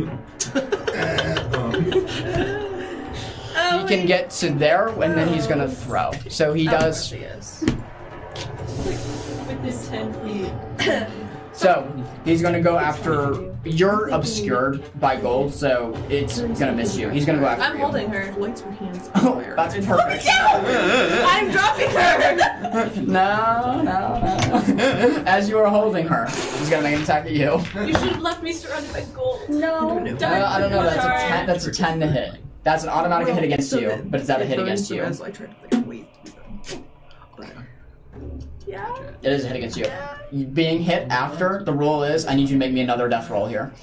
So go ahead and you can either roll for another scar or you can do risk it all or whatever you want to do. Just get another scar. It's one. You just can't roll a one. As he You takes have 11 chances. As he takes his spear and sweeps forward, he can extend his range. He sweeps forward, hitting both of you. What was your roll? 2. You're safe. You're still unconscious, but you're safe as you do not take a scar. With that, as you take 10, as you take 10 points of damage from this, Okay. it is back to player's turn. Victor, would you like to do anything, seeing that your team is getting absolutely Alright, Can you do something? I can actually do something. Thank you. That's fine. That one's already kind of locked on, huh? Yeah. Can he lock the other one? Would he be able to get within close range of the one that's trying to hit them? right hand side one, So that close he only range. has to get within 30 feet. If you don't mind, use the measuring tool on Roll20 and see if you can. I can do it, I just can't. I don't have the way to do it easily. So he can move. You can move up to there. But you Going can expend your from entire action to move up to 60 feet with an agility roll. I 16. kind of want to do something within close range. I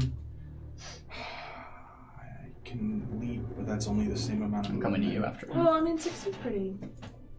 I need to be within close range to do my thing, and with my maintain my action. So he's going to do it to the one that's closer to him. Go for it. Sounds good. Gonna Enrapture. Ooh. Make Nice. a spellcast roll against the target, and his difficulty's been lowered. It's built by 2 So- points. It should be easier to do this. Yes, go for it. He's going to, similarly, he's going to pick up a coin and just go and put it in his bag to try to fully lock this thing. I love it. Rage bait. He's picking it up and going, and putting it in his bag. Go for it. Ancient Egyptian statue. Ancient Egyptian statue. Okay, alright, that's not bad. This is 17. It's a success. 17 It's a success. It's a success. And if you hadn't have lowered his difficulty, you would have failed. Okay, So that's I a lowered success. his difficulty. So, as you immediately take the coin and just rage bait him and kind of flick it, and just, do you want this? As he looks and kind of looks towards you, being disarmed, he just completely stops in his tracks What a bozo. and is just walking towards you at a very slow pace. You have successfully enraptured him. With that, I cast going to you. Rage Bait. Okay. I pissed. I would like to hoist Cram up, piggyback style, Yep. and book it towards the closest wall. Okay, And clamber up. go ahead, make me an agility roll. You can assist, being that you're right next to her if you want. Okay. Yeah. Yeah, we'll do that. You want to do that? Annabelle. Why are you giggling like that? Now is not the time to giggle I like have that. negative agility. But not for the roll, just like in my character sheet. John, did you expect this to go this poorly? No. What? I ran this combat encounter 3 times, and this was not one of the 3 expectations that I had. So when the DM draws out Spells. something, you try to stay out of that something. See, I actually thought maybe I should, but then I was like, well, he didn't make a big enough deal out of it. He drew it out on the map. It's really Mars. I know! I don't know what I was It's like a thinking. lily and porcupine. Okay, what was your Okay, roll? he got +3, so I'm actually at 19, which is not bad. 19. Oh. Right. You are successfully able to get to one of the walls, running as fast as you can. You still feeling the pinching and the stabs of the poison stingers being inserted into your skin. As you're running, the poison is taking effect. That's 2 points to you as you're running, and that's 4 points to you as you're running. As the poison starts to curl in your blood, you immediately cram, since you took more damage, you throw up as you're running and trying to continually run, trying to start to scale the wall. You can hear them chasing you to this wall as you guys begin your climb. You are halfway up the 20-foot wall. You have 10 feet left, and that is where I'm going to spend a fear to activate my turn. It is the Scorpion's turn as they are chasing you. As you look down, you quickly see that they are following, almost seemingly having wall walk, just straight up the wall. Hundreds of Scorpions just following you as fast as they can. That's an 11 to hit both of you. It's an 11 to hit both of you. That's me. Okay. It does hit me as well. Okay. First boss and we're all gonna get toasted. That's 11 points of damage going at both of you. As you immediately feel some of the Scorpions, as you yelp in pain, start grappling onto. It's 11 points. Are you both still up? Yeah. Okay, you're both still up. As you're still climbing, it's now player's turn. You guys gotta run, guys. Yeah, you guys no, gotta thank you, run. thank you. So I was trying to. It's player's turn. Whoever wants to go can go. Yes. okay, so after getting hit by that friendly little spear that the guy smacked down, you guys are going to see as she takes the damage. Where does she get hit? When he swept like right across your chest, kind of making you go like flying a little bit backward. Oh, okay. In that, the treasure has swept over her again, making her gone. Say the pleasure. I'm done with you. Okay, so after she gets hit in the side, obviously she's wearing armor, so like there's nothing to see. Yep. She's going to throw down her shield and kind of like have it angled so it's blocking her. She's going to take out her sword once more, and she is. Hang on. How far am I? Am I? As she's looking at that, get ready to. Who's going second here? I think I I can am. use it as an example. Not you, sorry. Very close range. Say you looked at it. Not you, sorry. You No, can't. don't worry, Actually, do you want to do anything? I didn't want to do anything. I just So- wanted to chill out in the treasure room. I'm surrounded by banana. I'm going to use Whirlwind. Oh. And so when I make a successful attack against a target within very close range, I can spend a hope to use an attack against all other targets. Oh. It's not in close enough Shoot, range. okay, I'm just gonna smack this Hey, with my that would sword. look really cool if you It would spun look around though when you attack. You can spin around though. So go ahead and roll. I'll for spin attack. around, but it's not gonna use that Go ahead and spell. roll for attack. Come on, roll high, roll high. Roll very high. I'm trying, guys. I 17 crit barely it. succeeded. What you got? What you got? Yeah, I'm just... So what's Hang the on, worst case hang on, scenario? hang on. A This is, 3? hang on, 2 and 1? hang on, hang on. No, a critical failure would be 1-1. Did you get 1-1? I have a spell called Not Good Enough, and I am doing a damage roll this time. Accuracy roll. You're doing an accuracy roll to see if you hit. You can fact check me. You're doing an accuracy roll here. What is your number? 1. Directly 1. Yeah. Okay. No, like a critical fail, like a. Oh, it's 1-1. Yeah, a 1-1. Ayo, 1-1. Worst case scenario.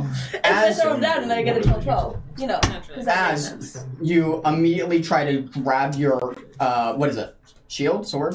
Sword. And charge towards it. There's Uh-huh. two trying to. It's seeing you coming, takes its huge arm and backslaps you. As it backslaps you, you immediately fall further than you think you should fall until you realize Can I go down the pit? you're down in the scorpion pit. As you look around, Wait, so you fall past? you see Ivy has dropped down into the pit, falling past you guys, as all of the scorpions have stopped chasing you. They have turned heel to tail, running back down the wall as you guys make it up to the top, scorpion free, and Ivy's now down in the bottom of the pit. My pleasure. Thanks, Ivy. Hey, any of you guys cool with some gods? How about we start praying? How about some divine intervention here? As you get slapped and thrown into the scorpion pit, it is player's turn. How many points of Oh, damage? that's right, I'm sorry. Thank you for reminding me. Uh-huh. Oh, you didn't have. Oh yeah, I don't know if I took any points for Not so falling. far. Was I supposed to? Yes, you were. Okay, what was that? I'll just give you guys the same amount. It's Wait, going to be did I- further for you because you fell a lot further. You flew in the air a lot further. 15 for you, 5 for both of you. Oh, okay. I didn't say Even as a fox. 2. 2 points of damage. 5 points of damage for you, 2 points of damage for you, 15 points of damage for you. As you're slammed down into the scorpion pit, it's player's turn. I with Cram still on my shoulders. Yep. Back. I would like to go run over to Valentine. You don't know she's there. Well, I thought we got up on the. Covered by gold. No, you're right. You're up on the thing, but she's covered by gold, so Okay. you don't see her at the moment. Do the enemies know you're there? No. Oh. My shield is also like. So you just have to get yourself out. Okay. Currently, you can see Ivy, I got Victor, and Cram. Please. Yeah, in that case, get over I it. will If I just knew how to do start that, just wake up. running I'd be doing towards it. the clearest or the closest vent. Sure. Uh, Well, the closest exit would be the door. So if you want to do the door, it's right there, but the vent is up the wall, 80 feet. But you should got wall walk. yeah, I still have wall walk. Yeah, so you can do the vent if you want to. The vent seems less risky to me. Got it. As you immediately, I don't know how much room that is, but we'll say you move it to the left side here. I think that's about 30 feet. Cram and Beckett, you can fact check me. As you move towards here, you're getting ready to establish on this wall right here to try to get up to the vent that's in that back left-hand corner. It's still player's turn. I guess I'll get out of the pit. Okay, go ahead and roll. Try to roll an agility roll to get out of the pit here.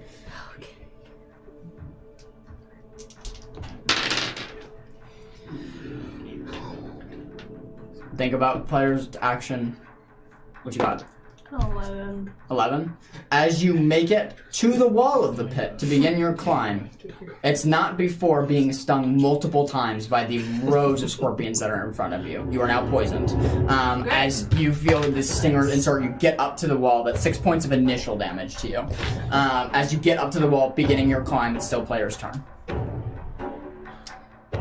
Can we just keep going? You can still climb. Do you have wall walk? No, I'm on her back. Okay, sounds good. Yeah. You quickly see, was it Aloe? You quickly see Beckett and Cram making a break for it as they are scaling up the wall towards the vent. You're leaving us? Sorry.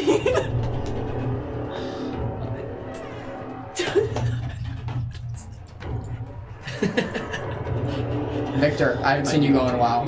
Yeah, Please go. Victor is taking his full action to go over to Valentine. Okay.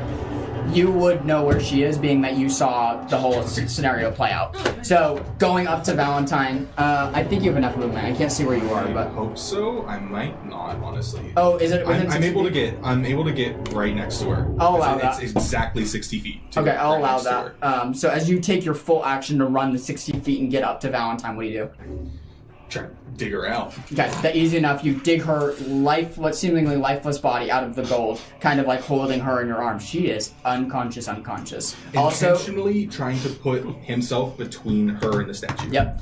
Also, important ruling. I played it wrong, Sadie, so I'm not gonna make you pay for it. But from this point on, if you take damage on unconscious, it's automatically a scar. It's not a reroll. So that was my bad. So you're not taking a scar, but just heads up to table. That's my homebrew rule. If you take damage past and you're unconscious, it's automatically a scar. With that, you get up to her. It's still player's turn. Yeah. And That- if you can take up to 2 scars when Per you're battle. down. Per battle. Per battle if you get hit twice. Correct. Yep. It is your move. Or player's move. Whoever move it would like to be. You can go again. Anywhere you go. Try to drag her away from the statue. As you drag her away Going from towards the statue. only viable exit for the two of us, which is the door. As you drag her Oh, bye, guys. as you drag her, go ahead and make me a strength roll to see how much you can drag her. I'll be friends with Scorpion. It's a 6 with fear. That's- so we're doing great.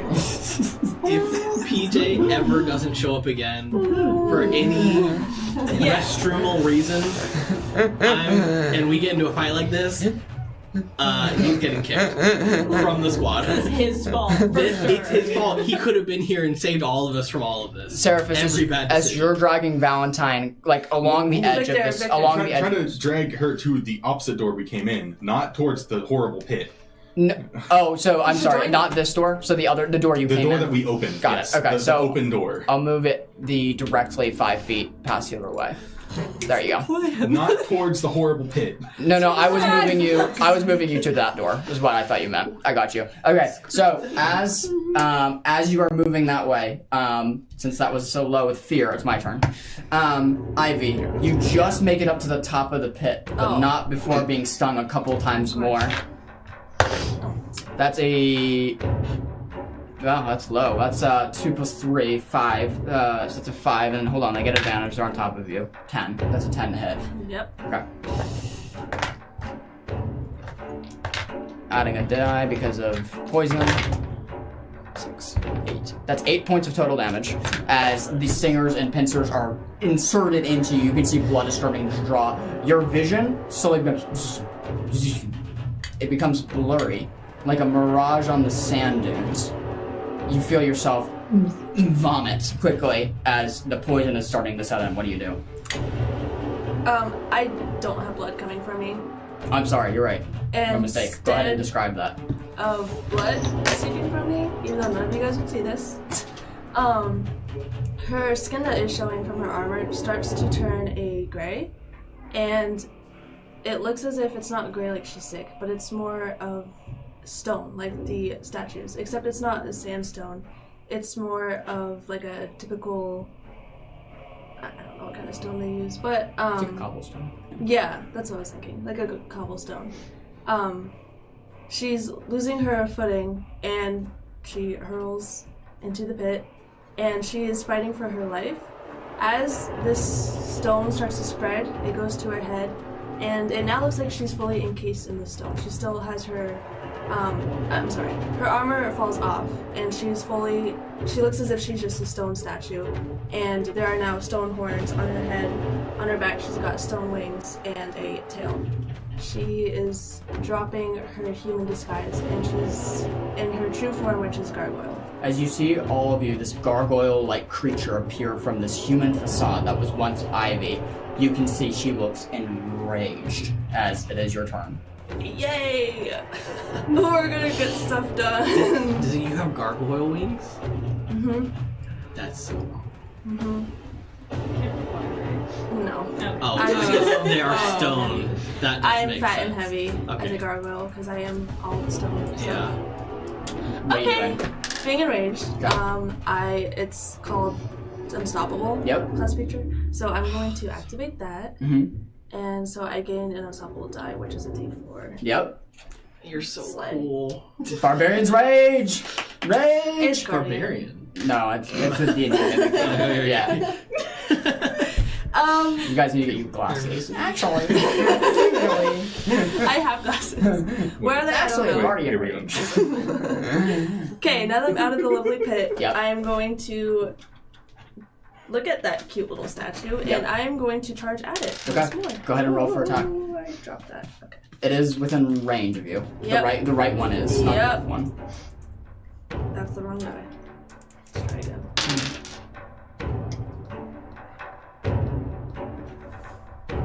Okay. So 17 to hit. That's a hit. Go ahead and roll for damage. So like. I think that's the first time it's taken damage. Good. Okay. Only so, 17 more hits to go. And there's two. Now this is the one. Now that you know you've hit, you can re-roll 1 and 2s. Yes. Yeah, okay. Now that it's actually Right. damage, Right. I can finally use my spell. Right. So. The baby died! I did So no, baby died! reference. Okay, so that's an 8 plus 4, so 12, yes. 12 points And damage. then I'm unstoppable, so I'm using Oh. 4 die. 2. 14. Huh. So, 15. That's damage. How many hope do you have? 5. If you spend all of your hope right now, I'll double your damage. Done! I've never heard somebody click faster. As you enter into this barbaric rage as a guardian, as your true form has emerged, Yeah. not liking that it's come out this soon, you immediately enter into this just lash against the statue. How do you do this? How do you want to do this? Nice. Finally, okay. So I have my sword, and I'm going to pick it up from the pit where I dropped it. Mhm. And I'm going to just swing it and just charge at this thing. Mhm. I'm going to leap in the air into that little spin that you guys wanted me to do, and just slash on this thing. Yeah. As you leap up into the air and slash, you see like a guttural roar that plays out in your mind and Valentine's mind, just echoes before being slashed down. You watch this huge like stone figure just turn to sand. As the slash carves through, it just disintegrates into the sand pile. She's killed the right hand guard. With that, it's still player's turn. Victor, remembering that they were sealed in from the other way, is actually going to start moving towards the opposite door. Okay, sounds good. I was wondering about that, but I didn't want to bring it. Sounds good. I As had you the realization immediately after. I as was like, you ooh, we can't leave that way. There's no escape. are you expending your if you expend your whole movement as an action, you can get to that door. Everything. Okay. You are at that door, both you and Valentine, as you drag Valentine's lifeless body kind of over there. Not before the one on the left-hand side seeing he can't. He is disarmed from someone new. He can't. We was going to make an attack, but he cannot. As his loser. spear has been He's also disarmed. still enraptured. That's true. As he looks towards you, getting ready to attack, there's nothing to attack with. And on top of that, he's being enraptured. As you make it to the door, opening the door, the dark tunnel that descends downward appears in front of you. Yes, Graham? Oh, sorry. I wasn't actually raising my hand. Oh, no, you're good. As you make it to that, it's still the player's turn. We so far have you two going up towards the vent, and you and Valentine headed towards the door, which just leaves you. I hate you guys. Then start running. Yeah. Run. I see them leaving. Yep. Okay, I'm going. You're going with Valentine. You're going with Valentine and Victor? Yeah. Okay, sounds good. As you're bolting it, go ahead and make me an agility roll. To try to catch up with them, make up ground. Well, not through the pit, please. Really? I was gonna jump right back into it. I don't know. Am I still poisoned? No, I'm not. No. Yes, you are poisoned. Wait. So as soon as you start moving, you are going Wait. to Are you going to collect the homework? Sorry. 10, 10? With fear. 10 with fear. Take one of my hero back. As you run, you take 6 points of damage. Moving just to this point on the ring. Mm-hmm. There's enough time that has gone by now. Valentine and Victor, you make your way into the hallway. Door still open. You can see Ivy trying to bolt to you as fast as she can. And both you two, with wall lock established and you holding on, you make it up to the vent, the crawl space, 80 feet up. You see the dark, small crawl space in front of you. You now look at its kind of upward slant. You're looking at an air vent. The problem is, knowing the geography of the pyramid, if it goes up, you have a long way to come back down. But you can descend the pyramid. It will just take a lot of effort and process. I don't see why we wouldn't keep going out. I think that's better Sounds than the good. other way. I don't know about this one, guy. So, who's first? Because you can't fit both of you. So who's first going I'm through the crawl probably space? going first. Okay, sounds good. Yeah. So go ahead and roll me control, finesse, and then you two. Both of you finesse rolls, trying to crawl your way upward through the air vent. Victor, as you make your way through and having Valentine just unconscious, you dragged her, but you're now gonna have to drag her either downstairs or pick her up because it's just a staircase that goes down. He's gonna try to pick her up so she's not just. As One hit point. as you kind of like pick her Scars. up, as you pick her up, Ivy, go ahead and make me another agility roll here. You two have poison. That's 4 points of you and 2 points for you Oh no. from your active poison. Are you Okay. okay, Cram? Are you still alive? Yeah. I am. And this is finesse? Yes, finesse. Agility? 0. Yeah. I got That's all I get. 14 with hope. That's a pass. That's not. That's average. 12 with hope. That's a almost pass. As Beckett, you are crawling through the air vents, just getting your way through. You turn back and see Cram trying to struggle as gravity is working against you both as you're crawling upward at an upward slant. You can see Cram's small body. The gravity is just not having good. He's not making good ground as he keeps sliding back with every few steps he tries to make. What do you do? Cram, just go back, turn into a mouse or something. You can, like, I'll carry you. It'll be fine. Okay. As I feel myself start losing grip and my hands and feet sliding back down the tunnel towards a massive 80-foot drop to my death, I transform into a weasel. Sure, absolutely. And then snake my way up and coil around Beckett's waist as becoming a belt and continuing the shaft. For sake of expediency, it won't make you roll. You two are officially out of combat. As you both breach out of the air vent, you can finally see the two sons of Tildare beginning to rise once more. You were in the pyramid all night long. As you just breach outside the air vent, you can smell the fresh air, kind of wafting as the wind goes by. You two, Victor and Valentine, as you get through the tunnel, you picked her up. What was your roll on your agility? 13. 13 is enough. As With you hope. Nice. As you run out and into the tunnel, following Victor and Valentine as fast as you can, you make it through the tunnel. You are all just running. What you three may have forgotten, while the statue didn't pursue you, you have a trail of scorpions pursuing you actively. Oh. As you hear a huge wave pursuing you as fast as they can. You all three are running. I'm going to say Victor is the leader here. You are making it a disadvantage, being that you're carrying her. Yeah, makes sense. And go ahead and make me a modifier roll to see if you can. Go ahead and make a modifier roll. Can I negate that by being super skinny and have a snatched waist? No. That's the most self-conceited thing you've ever said at my table. Not only no, I want to give them disadvantage. I'm doing my part. I got a 2, but I can reroll. No, No, you can't. That's not a damage roll. 5.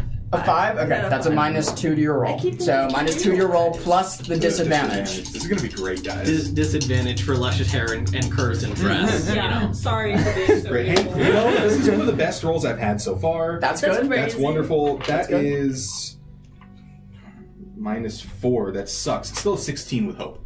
That's enough. As you are carrying Valentine and Ivy's running alongside of you, running down the staircase, it feels like 2 or 3 minutes of running as you hear the skittering and scattering of hundreds of scorpions chasing you. You do have a poison roll incoming, and you two have a poison roll incoming.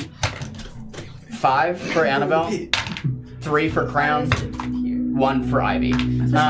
As the poison sets into you all, that is the final dosage as you stop being stung. As you three, Valentine, Victor, and Ivy, breach a doorway. As you slam the doorway open, sunlight. You finally see the sun's kind of rising over. You are on the opposite side of the pyramid that Beckett and Cram are on, but you've made it out, and you are alive. Do you have your stupid coin? And that's, as you kind of get out, you hold the coin. 2 out of 3 left, or 2 out of 3. As you hold it, you quickly run out into the desert. With that, one of you has seemingly picked up a piece of gold that was from the Pharaoh's tomb. And that's where we're at tonight. Oh my god! I'm not I on got my happy murdered. list right now. I Kept the have statue from beating Valentine. a happy list and a mad list. So- You are now top of my mad list. Alright guys, thanks for tuning in. We'll see you session.